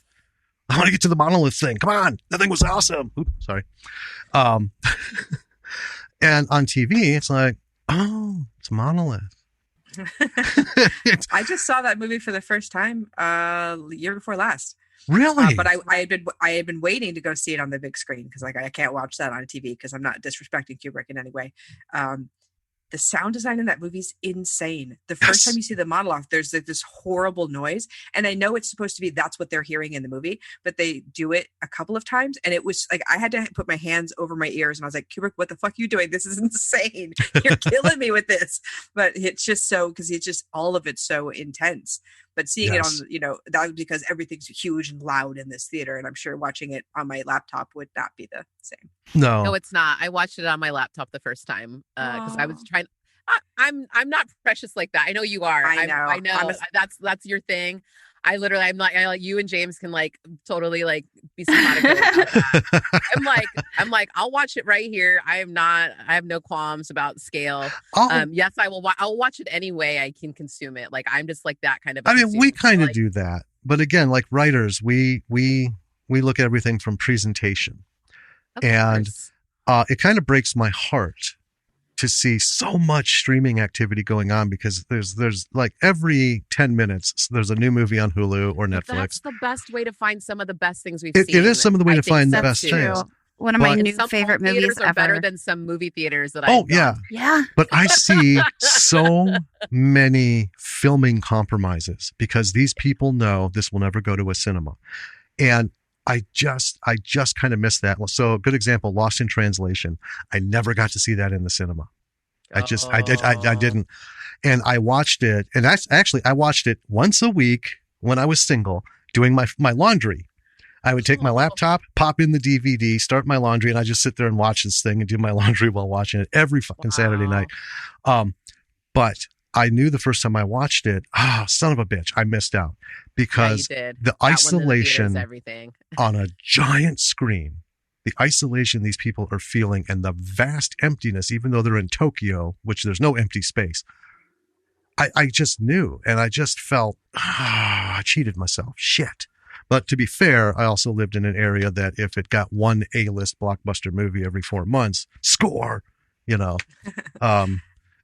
Terry and I actually, when we lived in England for a year. We were studying abroad, and there was some movies. So like High Fidelity, I never got to see in a theater because it came out in the U.S. but not in the U.K. And by the time I left the U.K., I had left the U.S. So like I missed that gap, and that's always one that I was like, I would have supported that movie so hard in the theater and saw it a bunch of times, but just wasn't to be. But we got to see so many great things while we were there, and we were a part of this thing called the Film Society there that screened a bunch of classics on big screens that we got to see, which was so amazing.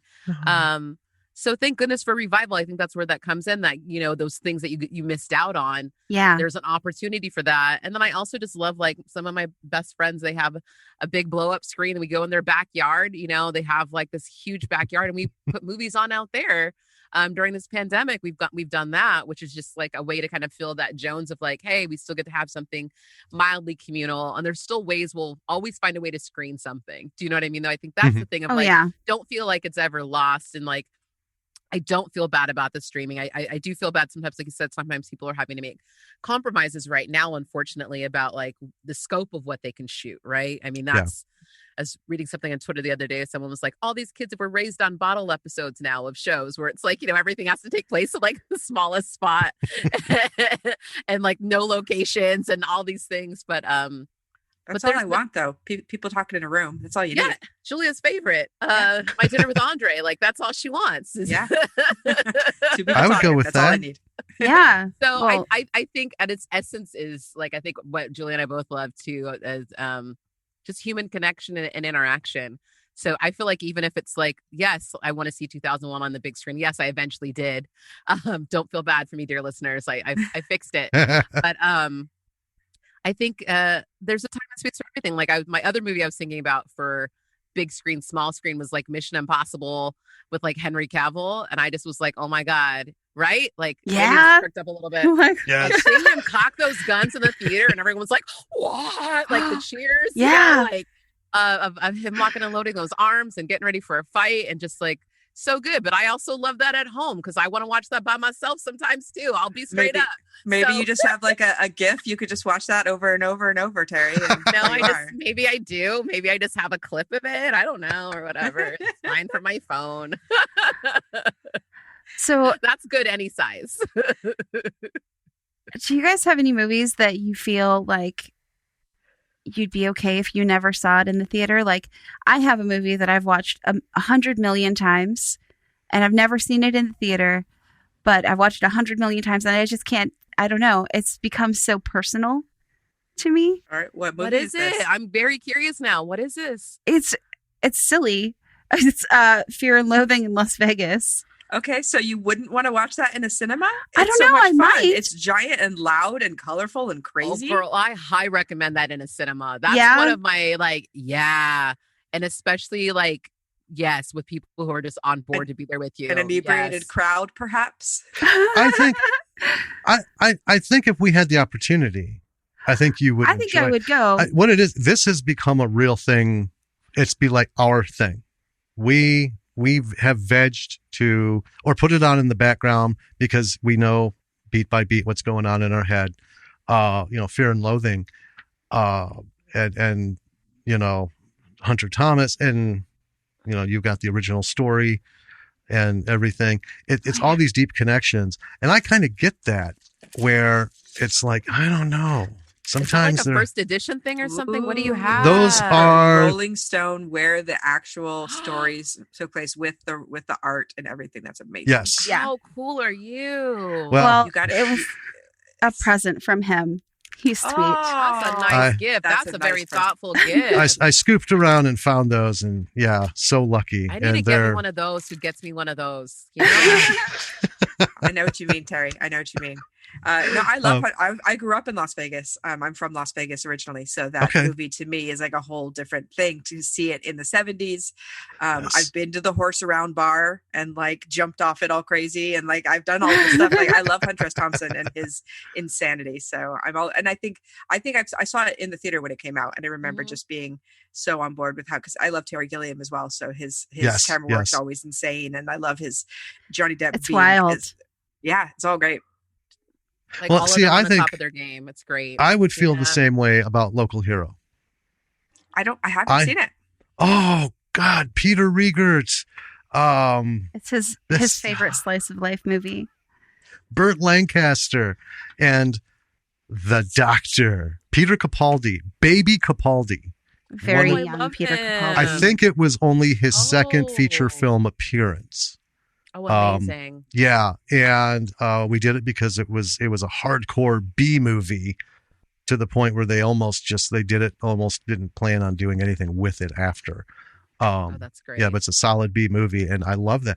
But the first time I saw it was on HBO, when HBO could only show movies that didn't do well. They revived so much cinema though because of That's that. true. They So have. movies that would have gotten lost.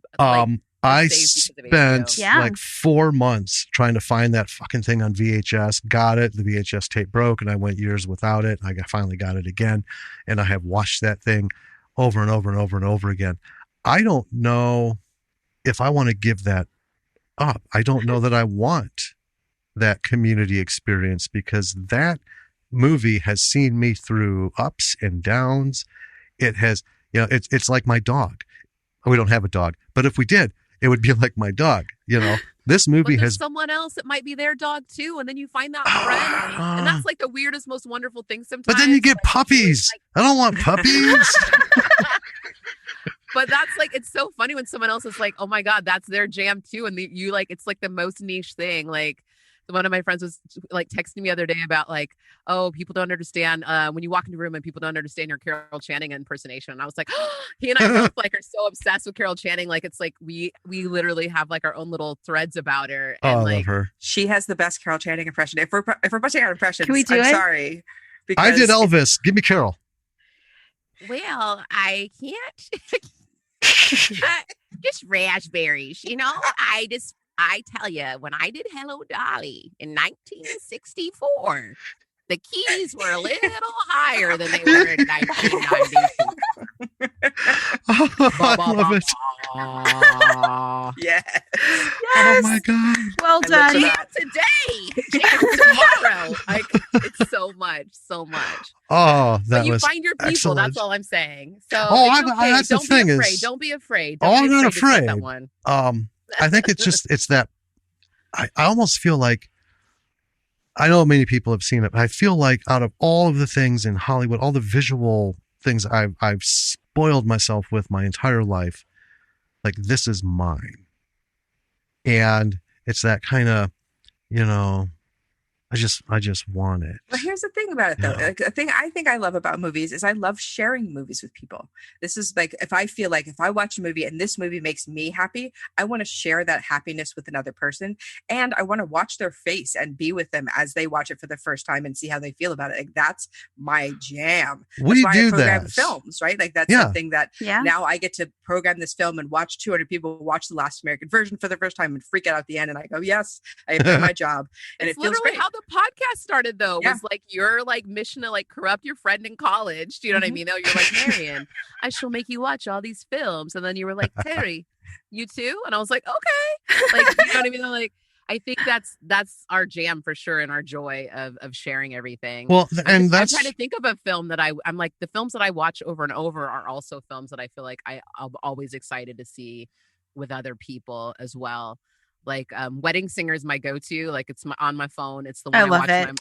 when I'm on an airplane. It's my airplane movie. It's like that's my blankie, and I love Adam Sandler. I'll unashamedly, I don't care what anyone says. I love what he does. I like it when he gets all serious. I really loved Uncut Gems. Like, I'm a strange Sandler stan. But yeah, like Wedding Singer, I love that in a theater. I love it with people, and I love it alone. That's lovely. We share almost everything. I mean, I tell people about it. That's kind of why we did the podcast. We do. or We why did we an do this. episode on Local Hero. We did. And because, B movies, and that's kind of our thing, is like B movies and independent movies are where our best favorite movies come from, pretty much. Everyone thinks, well, Halloween was a big, people don't understand it. No. 1978, man. Let me tell you what's going on with Halloween. A lot. Right? Yeah. They put a lot of focus into it, but back then a lot of focus wasn't what you think of it today. Like, we need a horror thing going. We like this idea. Let's pop this out there. But a lot of these films only saw like 16 theaters for 3 weeks. And then they're like, oh, it did pretty okay. So, and when we're back to regional releases, let's dump it in the Midwest, pull it out of New York because they're throwing shit at the screen. Halloween, of course, became a, standard for everything. Yeah. Just like Jaws, consummate mechanical production fuck-ups, and a masterpiece came out of it. Friday the 13th, something people hadn't seen in the longest time, of Jesus Christ, this is going, getting all that stuff out to people. And we do primarily horror on here, because horror is the easiest thing to do for indie films, because you can shoot lost money making a horror movie. Yep. Barrier to entry real low. But I love that because so many people, it's even people you don't realize have done a horror movie have done one as like their first or second film. Yeah. That's the thing that always surprises me. I'm like, oh, I know this director. Oh, he's like doesn't do horror at all now. Like, that's a comedy director. Or like Bill Condon, like doing that Sister movie from the 80s. And I'm like, did Chicago the musical? Like, okay. This is not that. It's just a very different way for people to learn, cut their chops, like going to like the Corman School of Directing, and and like all these people who've gone through that. And I just love that it does birth a lot of really wonderful filmmakers, and you get to see them working on their craft in a very different way.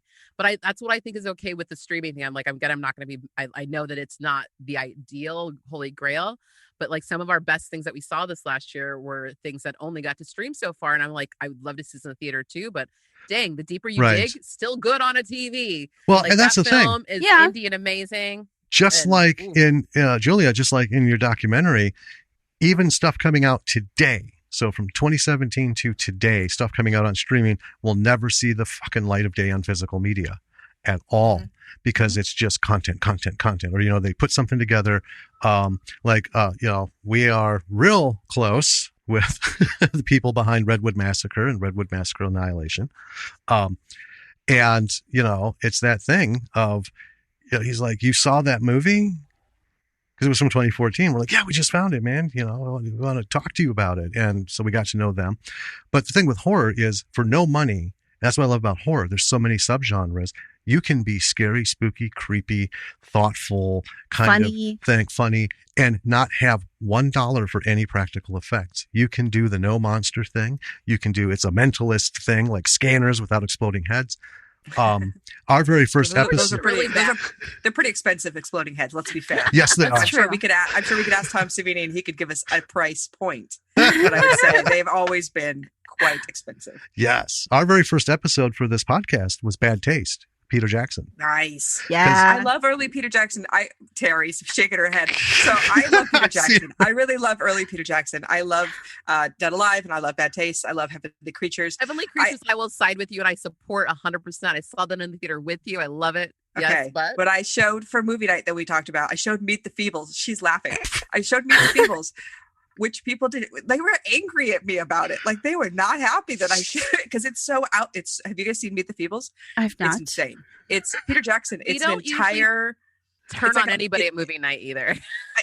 It's like a giant Muppet movie if all of the Muppets went bad. Like, if people were shooting up heroin and fucking behind the scenes and shooting, like killing each other, and just like he goes all for it. It's an entire fucking movie. It's crazy, but don't show it to your daughter. It is not. No. It is really intense, but it's Peter basically Jackson. NC-17, like, for real, and it's insane. But it's puppets. But you're like, well, no, these puppets are fucking, and they're crazy, and like And I love that Peter Jackson does that, and then goes on to Lord of the Rings, and you're like, yes, I support this. Well, that's exactly why we chose him, because Lord of the Rings, and then the Hobbit was, had finished its ride and high thing. And then we've had all the releases. We had the re-releases, the extended editions, all this stuff happening. And then we had King Kong. And, we thought, well, everyone's going to know Peter Jackson's name. What they're not going to probably know is this little ditty that he did. Back in New Zealand. That's what I live for, the early New Zealand stuff. That's what I want. Yes. I want that Dead Alive. I mean, Heavenly Creatures, to me, maybe. I mean, Lord of the Rings is probably his best films, but Heavenly Creatures, not far behind to me. Well, you can see it carrying through, even in like Bad Taste. You can see the raw talent that he has, that he refined over the course of his career. And then I just feel like there's a point along the way that he kind of stopped having fun. I think that's maybe post Lord of the Rings. Like, King Kong didn't feel super fun to me. And I'm like, the thing I like about Peter Jackson is his enthusiasm's up on the screen. And when it's not something that he's like 100% behind, I think I feel that. So I want it to feel very Peter Jackson. I feel like Kong didn't really feel like him. It was just like, oh, anybody could have directed this, really. From a writing standpoint, it's writing for the check. Right. Exactly. See, right now we write for us. The joy and the fun, and we'd like to make a paycheck off of it. That would be, that's every writer's dream, is steady paycheck. But what is even money? Is it real? there's a series of books by an author, Terry Goodkind, and I had been off fantasy books for a long time. I picked up his first book and I was like, holy fuck, somebody finally, wow! And that second book, all right, third book, I'm not sure what this is. Fourth book, fifth book, I'm like, dude, this isn't even the same. Sixth book, and you can see where they started giving him advances. And I think that happens because Peter Jackson was always his enthusiasm when he talked about his movies, when you would see the behind the scenes stuff and he was like, bah, bah, bah, bah, just all over. Oh, yeah, you could feel it. It was tangible. Yeah, but then, and I think this is inevitable, when you have such a sharp rise and then you sail a long coaster trek at the top, you go down, those rises don't come back up. Because you're not going as high because you've got not always. We got the fucking Beatles documentary coming out is what we got from Peter Jackson, and I am stoked for that. That's one of your favorite things like coming together though. Julia's one of the number one Beatles fan I know on the planet. She's got some Beatles tattoos, all hardcore.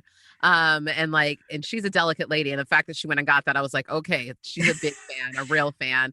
Yeah. But, Beatles plus Peter Jackson? Yeah. Yes, please. But I don't know. Yeah. I saw that because he just released a little preview, like a little, like, his like teaser trailer for it. And that enthusiasm's back. Like, you can tell he's excited, even though things have gone wrong and like the movie's been pushed and it's pandemic, whatever. He's still like, I get to do a movie. I get to see all this like 56 hours of the Beatles just fucking around. Like, who doesn't want to see that? Well, see, and that's the thing with a documentary. You're primarily in control. Even if you've got money, money bags behind you, right? You can't guess. You can't script a documentary. You can't, come out with, well, how is it going to be like? I'll fucking tell you after 70th hour of editing, my third cut of this thing that I'm like, yeah, this is it. And I can see that if this is something he's passionate about, that we get him back. Yeah. Alex Cox disappeared for the longest time from mainstream Hollywood. He was doing Kurosawa documentaries. Yeah. Yeah. About Kurosawa himself in individual films. He did one on Rashomon. Nice. And that's why he came out with Tombstone Rashomon. Yeah. So his comeback movie was a Kurosawa nod. Yeah. Nice. Got it. Inspiration. I love that. And well, he loved the idea that Rashomon became a term in psychology, and it's a name of a movie.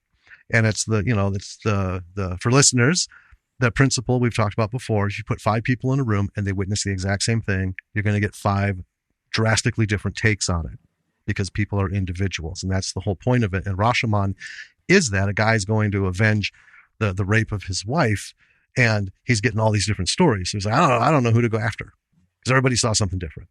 So in Tombstone Rashomon, the concept is time travelers go back to catch the whole Tombstone shootout. Okay, Corral. But they're a day late. They fucked up. They show up a day late, and they're like, shit. All right, well, let's talk to interview people. The survivors. So, Cool. Yeah, it's like a mockumentary, but oh my God, it's so well done. It's super Well, fun. I'm excited to see it because he's such a great filmmaker and someone who has a lot of passion that shows on screen and has a very beautiful visual style. And that's, for me, what I want from a director is to be able to say, yes, this is a Baz Luhrmann movie. This is a Wes Anderson movie. This is a Cameron Crowe movie. And I can tell by the characters, by the writing, by the voices, by the look. And like, I want a personality. I don't want it to be just a hire for paycheck director. I want someone who wants to say something. Yeah, Tombstone Rashomon. Yeah, not a movie by committee. It took me back to Repo Man. Nice. Yes. I'm like, yeah, this is Alex Cox. She's from fucking 90s, man. This is late 80s rather. It's cool. So him. Punk rock. And there's these weird things that are put in there, but yeah. And the other cool thing, in my opinion, is we also got to talk to him, Eric Schumacher, the actor who plays Doc Holliday. I think in this version, it hands down my favorite Doc Holliday out of all of the Tombstone movies going back to the 30s. It's just so great. And you got to understand, it's not like Tombstone, right? Or we get the whole big thing, or Wyatt Earp, the whole big thing. We got just bits of people talking about the shit that happened, and they have so little time to push through their character. And we were watching it and we're like, yeah, Alex Cox is the kind of guy. It's very intimate, the format that the movie is in. Yeah. Who can I'm excited to see it. Get an actor to give that kind of performance, because Alex Cox is just that kind of director, that kind of writer. He's that kind of motivator to people, and to see him come back from kind of the shadows. Not that I'm, denigrating Kurosawa documentaries, because we can always use more of them. It was just awesome, but like I said, sometimes we see people who, they start getting that check, they start getting those budgets. And it's like, well, they gave me $75 million. My last film I did for $4,500. It's almost like suddenly there's a pressure to fulfill. It's almost like a budget. If you don't spend that money, you'll never get it again. Like you're a public school. Though. You know what I mean? It is true. They, are not going to, they'll be less likely to give it to you. And you also want to make sure there's a return on investment. Yep. It's a different pressure, That's why we like the indie horror movies, because it's like, they must have had a Kickstarter or somebody had a good job because, oh shit, that was great. Well, there's always a story behind every movie, right? Like you don't ever get to find out what happened, how this got made, how many people lost their jobs or went bankrupt or anything. There's always stories. I know. Oh, there's so many. And like some of my favorites we talked about, like we just did Dolomite a few weeks ago. We talked about Rudy Ray Moore being like the first Black man to go out there and say, I'm making this movie. And he used his comedy money and everything. But then we transitioned to like Robert Townsend when he did Meteor Man and everything, maxing out the credit cards, Yeah. People, filmmakers setting that up. There was no Kickstarter. There was no nothing, and well, it's just crazy. It's a art that's fueled by just pure passion and Yeah. like never give up, right? No matter how broke I'm getting. And having the wings and prayers. yeah. It's hard. I It's hard. grew I up. commend anybody who makes a thing. Like, no matter yeah. how much Absolutely. money you have, it's hard. Well, that's the thing. We just found Nick McAnulty, Oh yeah. Uncle Brian, Mm-hmm. which will come out just before this comes out because we just recorded it the other night. Oh, but Uncle Brian the movie has been out for a while. Yeah, it's from 2010, but it's one of those things where we keep finding these things, and it was another super low budget. And you know, we in every episode we try to encourage people, get out and do your thing. You know, remember, and that's why we try to touch on these past successes. Like, you know, Romero didn't have a Hollywood check. A lot of people just don't get that. You know, it's that same thing. It's like, okay, this is what we got. Let's do it. You know, I got a little bit here and a little bit here, but And when he did, he had a hard time compromising because it was just like not what he wanted. And it was Yeah. also, he wasn't able to make the things that he truly wanted, which yes, is why I think The Living Dead, when he finally wrote this book, was able to finish his book, Yeah. was really the opus of all of those things. So even with money, it's like there's something you might lose in integrity or in compromising to make it. You just got to find your way.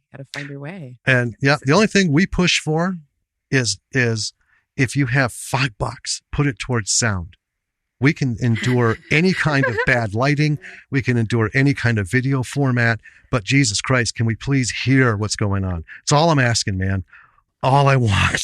I tell people that all the time. I used to work in PR for independent films, and and man, the amount of stuff that like links I would get, and I was like, I can't even like send a clip of this to somebody. Do you know what I mean? No, I was like, you need to like invest in your sound. If anything else, just make sure people aren't going to go crazy trying to listen to it and matching the words. And the worst part is on the streaming platforms, I find a lot of this shit, it's so low budget and they're just like, you know, throwing it up there with no distribution help or whatever. So you go to subtitles, you get nothing.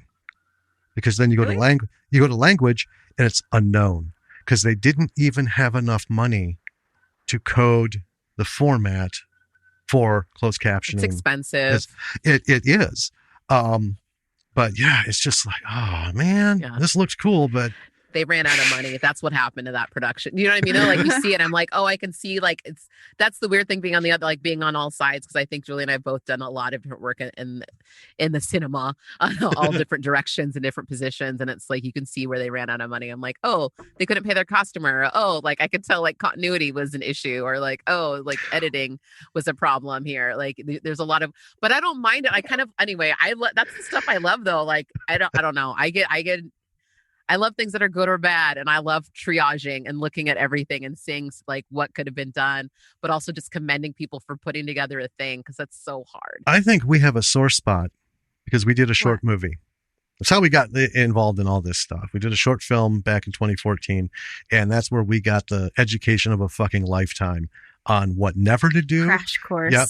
Nope. That's the fastest way to learn, though. I'm going to put, you know, here's my post. I'll put whatever fucking head on it I want. And this is it. It's us. It's her and I and fuck the world.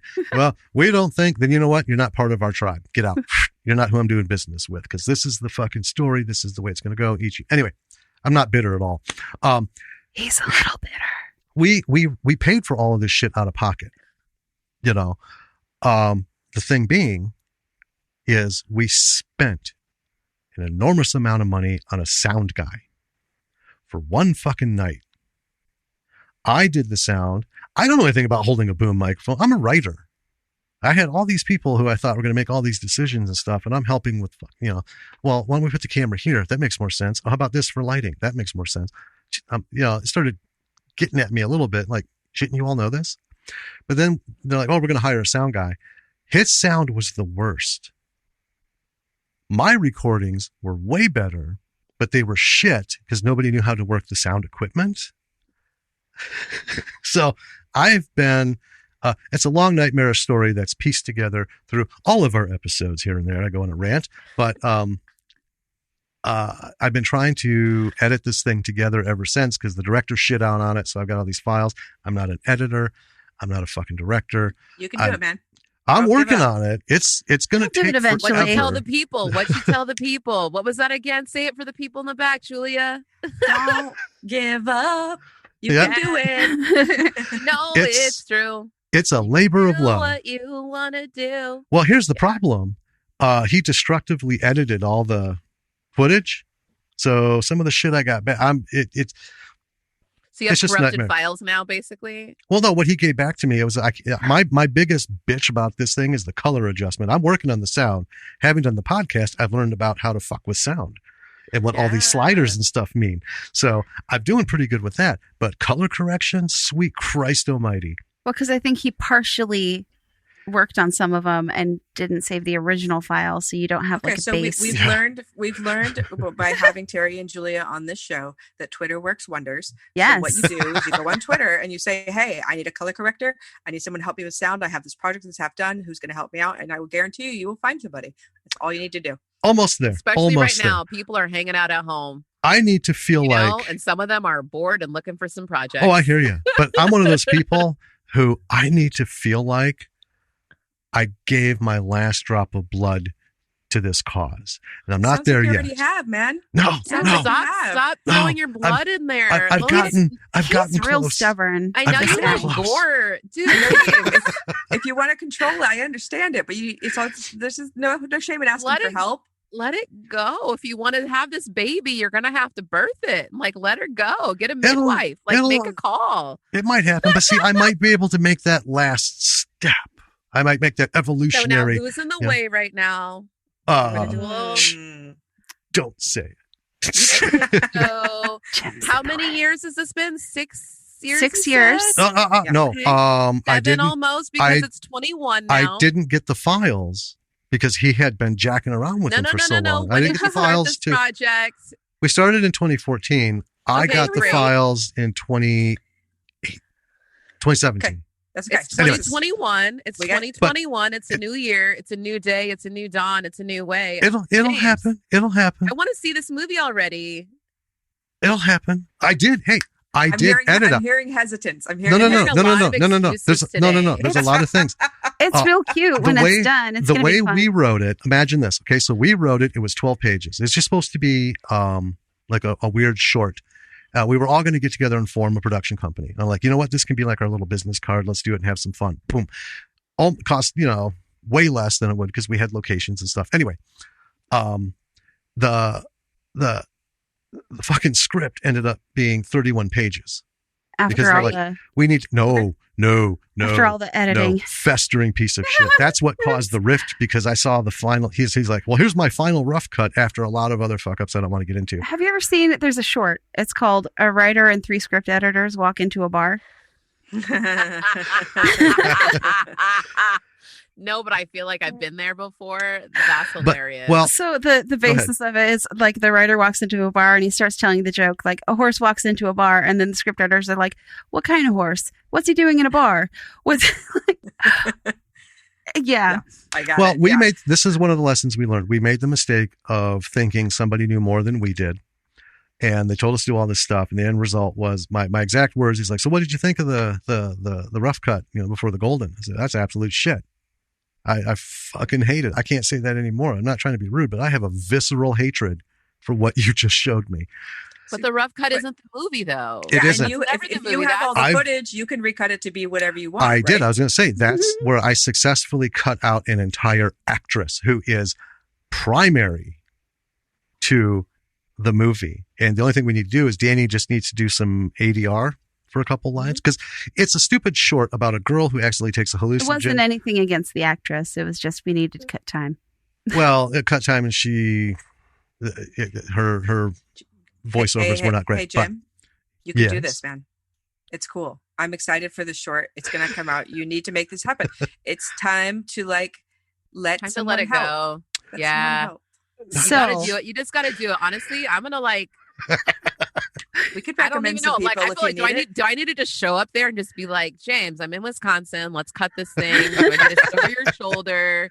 But hey, I'm No, very 'cause proud honestly, of the editing that I That's the did. biggest thing is like life is too short tomorrow is not promised. If this is your thing that you want to leave or just want to put out there, Oh, but that's you just gotta it. do it. It isn't. I'm also trying to No, but even convert if it's not, our sci-fi you series do- pilot to a comic book. I don't know anything about. I say right it's into better that. done than We shot a perfect short all over time, the right, summer. Julia? Yeah, We got all kinds of stuff going. Salvador Dali says you don't try to reach perfection because you'll never get there. Better I don't done want than perfection. perfect. And then you do what you the nice thing is you can do another version of it. That's why people do shorts though. Is the whole thing is you're literally that's the first version you're doing of a thing usually. Yeah. Right. Well, we So- did have before COVID. We were super stoked because we started our production company last September, and we had written a short story. We took a class with James Franco about doing adaptation writing. So we adapted a public domain poetry book, and we loved this little 11-page thing that we came up with. Two people talking in a room. It's two people, it's single location, it's very human, and we were all set to shoot it, and then COVID jacked us. We were hoping to do it over the summer. So that's everybody. that But now could be you have coming. footage of something that you can work on while we're in COVID. Oh my Yep. God, what a gift. Yeah, but we've been Yes. doing So other many people stuff. don't Thank have you. that. We've Like been honestly, like literally, like you've been this whole year, and this is the story you have for me right now, James. Come Oh, on. we have. I'm not gonna get we off have- this. This is Thank you like, so much for writing him on this. literally killing Oh my God. me. We Like, have. there's so many people who would love to We have shoot been something working and have on- footage in the can, but they don't. They don't have anything that's done. But my But friends we've and I made also- a whole web series over Zoom. Do you know what I mean? Though, like, and we edit it, hours and hours of editing. You can do. This is the time to But come it's out not at ju- the end of this. That's the thing, though. It's not with just that. stuff. Like I said, I'm converting a script to a comic book. We finished a script. I've been So make rewriting the list. one of what's them. doable? and we're What could trying actually be to- done now? That what's the all of furthest it. ahead that can actually be done? All of The it. thing that's furthest ahead is probably the oldest thing. Go down your list and get to that. So, with that, I've taken over this podcast now, you guys. thank you. All I I, love it. have to say Come to on that all the time and is just simply all right. So I know we've taken up a lot of your time, and I really, really appreciate that you guys have hung out this long with us. And I want to ask you a question. Ooh. So I know you guys like recommending things. Mm-hmm.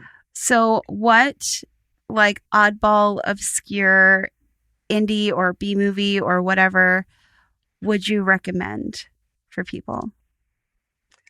So some of my favorite obscure horror movies. I love Final Exam from 1981 that has my favorite horror movie character in it, Radish, who is amazing. If you get the DVD, I do the commentary on the DVD on the special Oh. features. nice. And then I also really love Fade to Black, which came out in 1980, stars Dennis Christopher, and it's about a film lover who is line between fantasy and reality snaps, and he starts to dress like film characters and kill people. Ooh. Super cool. And they just came out with this year the 40th anniversary, like really cool DVD with lots of cool specials and stuff like that. And Stephen King. Yes, I'm a giant Stephen King fan, and I am adapting a short story of his. There we go. That's amazing. And people can help you with that, right? They can, yes. So Tell I have us. I would be happy to. I have the rights. So Stephen King has a thing called Dollar Baby, where you could buy the rights to certain short stories of his for $1 for 1 year. So I have the rights to I Know What You Need, which is from Night Shift. It was originally published in 1976 in Cosmopolitan magazine. So I'm keeping the film set in 1976, and it's going to be shot at the University of Maine, which is where Stephen King attended and where the story is set. So it'll actually be filmed in the same locations that he writes about in the story, which is super fucking cool. And the Ooh. coolest thing about it is that there's a term in the contract that you have to send a finished copy of the film to Stephen King, because he still wants to watch all of the adaptations that people make of his work so he can see what people do with it. So he just sells it for $1 and there you are. So I ran a Kickstarter Indiegogo campaign last year, and I raised about half the budget, and I'm still looking to raise more. So if you're looking to donate, you will have your name on a project that Stephen King will watch himself. So that's a pretty cool little plus. And you can DM me on Twitter, on Instagram, on Facebook, and I'm hoping to be shooting this summer. So we're going forward and I'm going to start casting and stuff like that pretty soon. So as a Stephen King nerd, I'm super fucking stoked. Yeah, that's a whole separate conversation we could have. I can't wait to see it. Well, we'll put a link in the show notes like we do with everything else. Okay. So hopefully people, if you're listening, B-siders, go.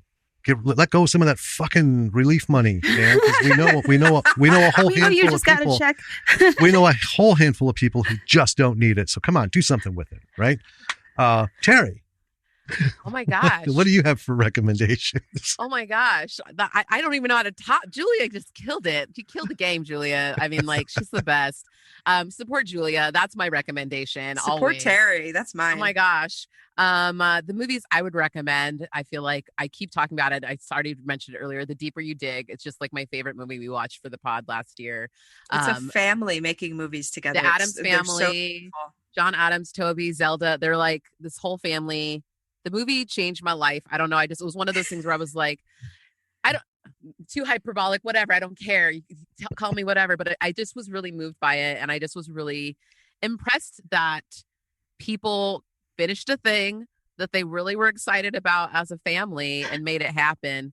It's beautifully shot. It's beautifully edited. It's so well acted. I think that's what it is. I feel like I'm an actor person along with Julia. We both do films and stuff, and I do TV as well.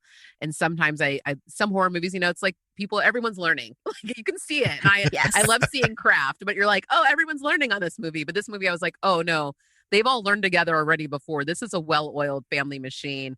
They're already like all at like the top of their game. They've already made other films together. This isn't their first rodeo, and it shows. It's really, really, really good. So you have to make a few things sometimes, James, and keep making them, and then the stuff gets better. I just want to say one thing.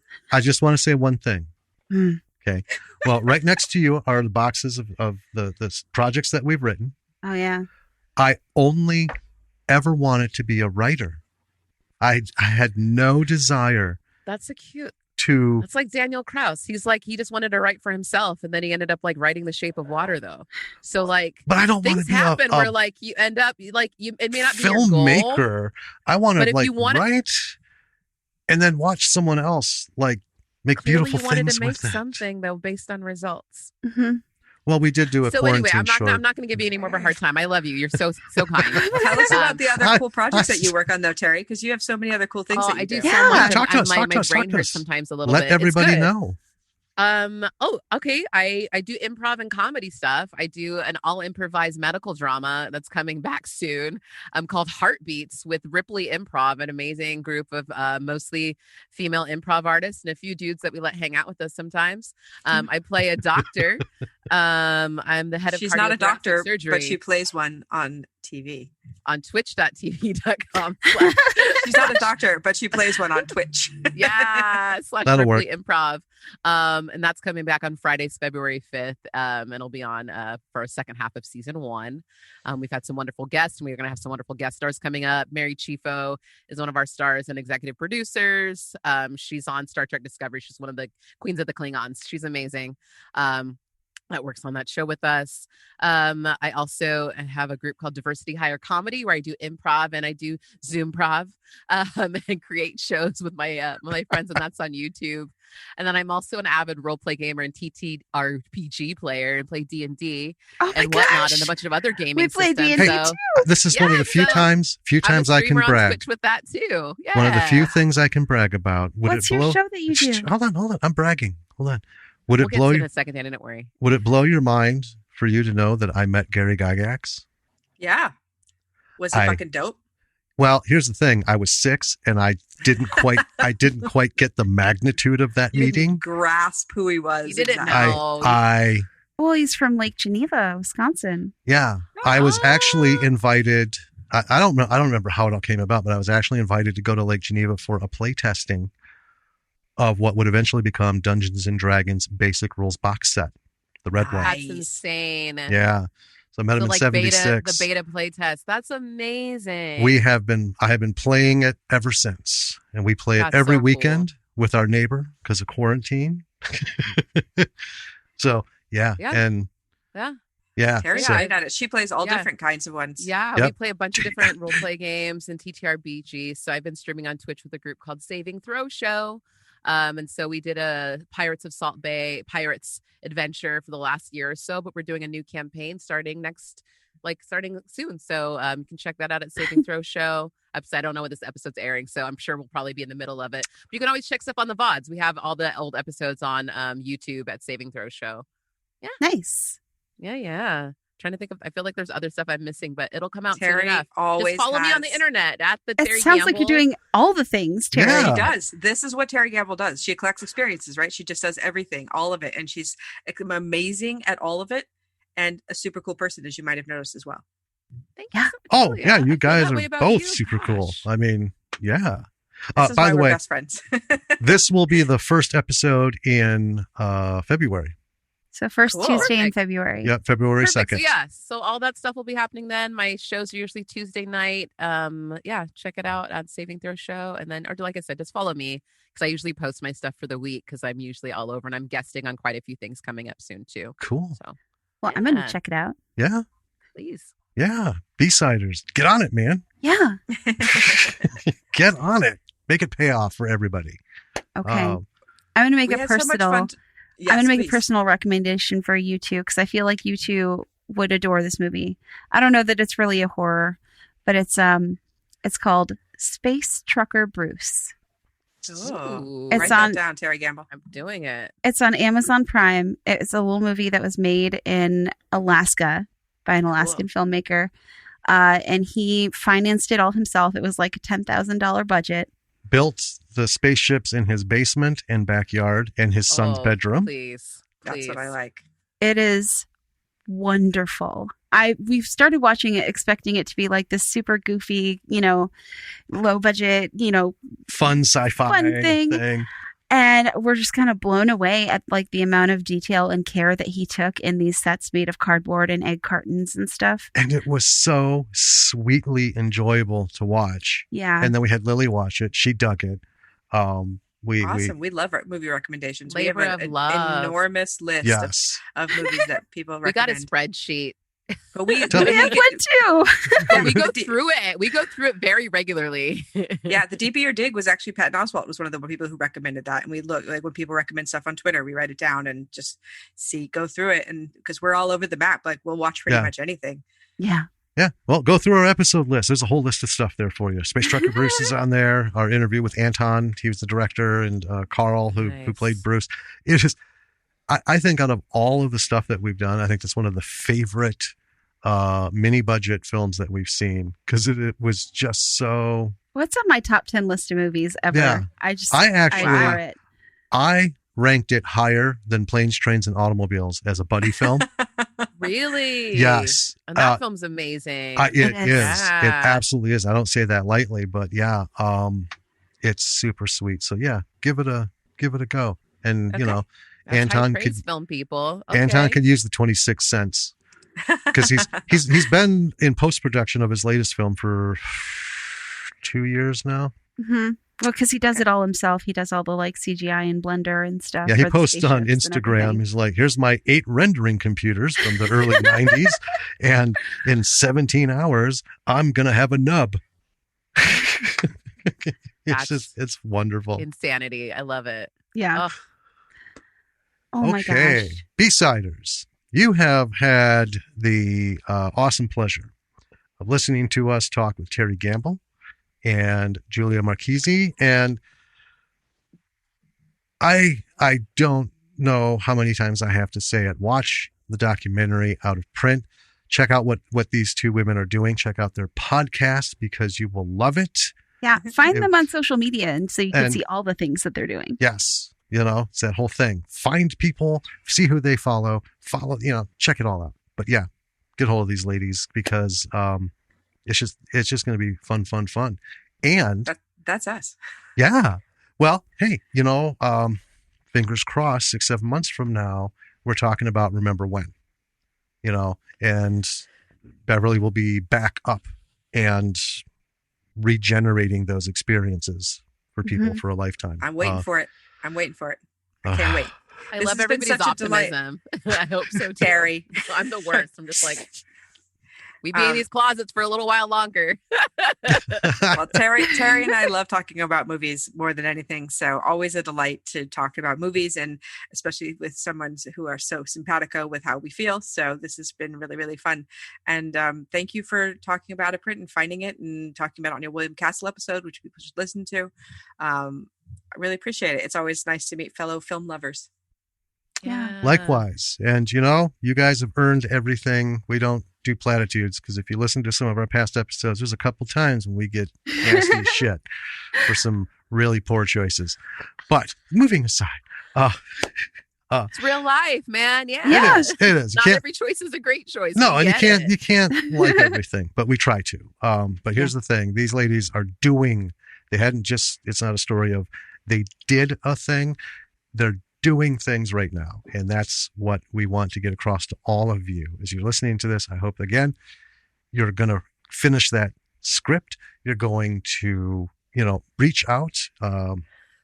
We have, our website, www.lordsofmisruleproductions.com. All the links are there. Reach out to us. We would love to get you in touch with people and point you in directions. Don't let anybody tell you you can't. Just do it. Including yourself. Not Don't let even yourself. yourself. I was just gonna Yeah, say we're like, I'm not saying who's I talking. Listen can't. to your advice, my friend. I don't have time for all of it. You can do it. We just spent 2 hours right now. You got some time. Well, this is the fun thing,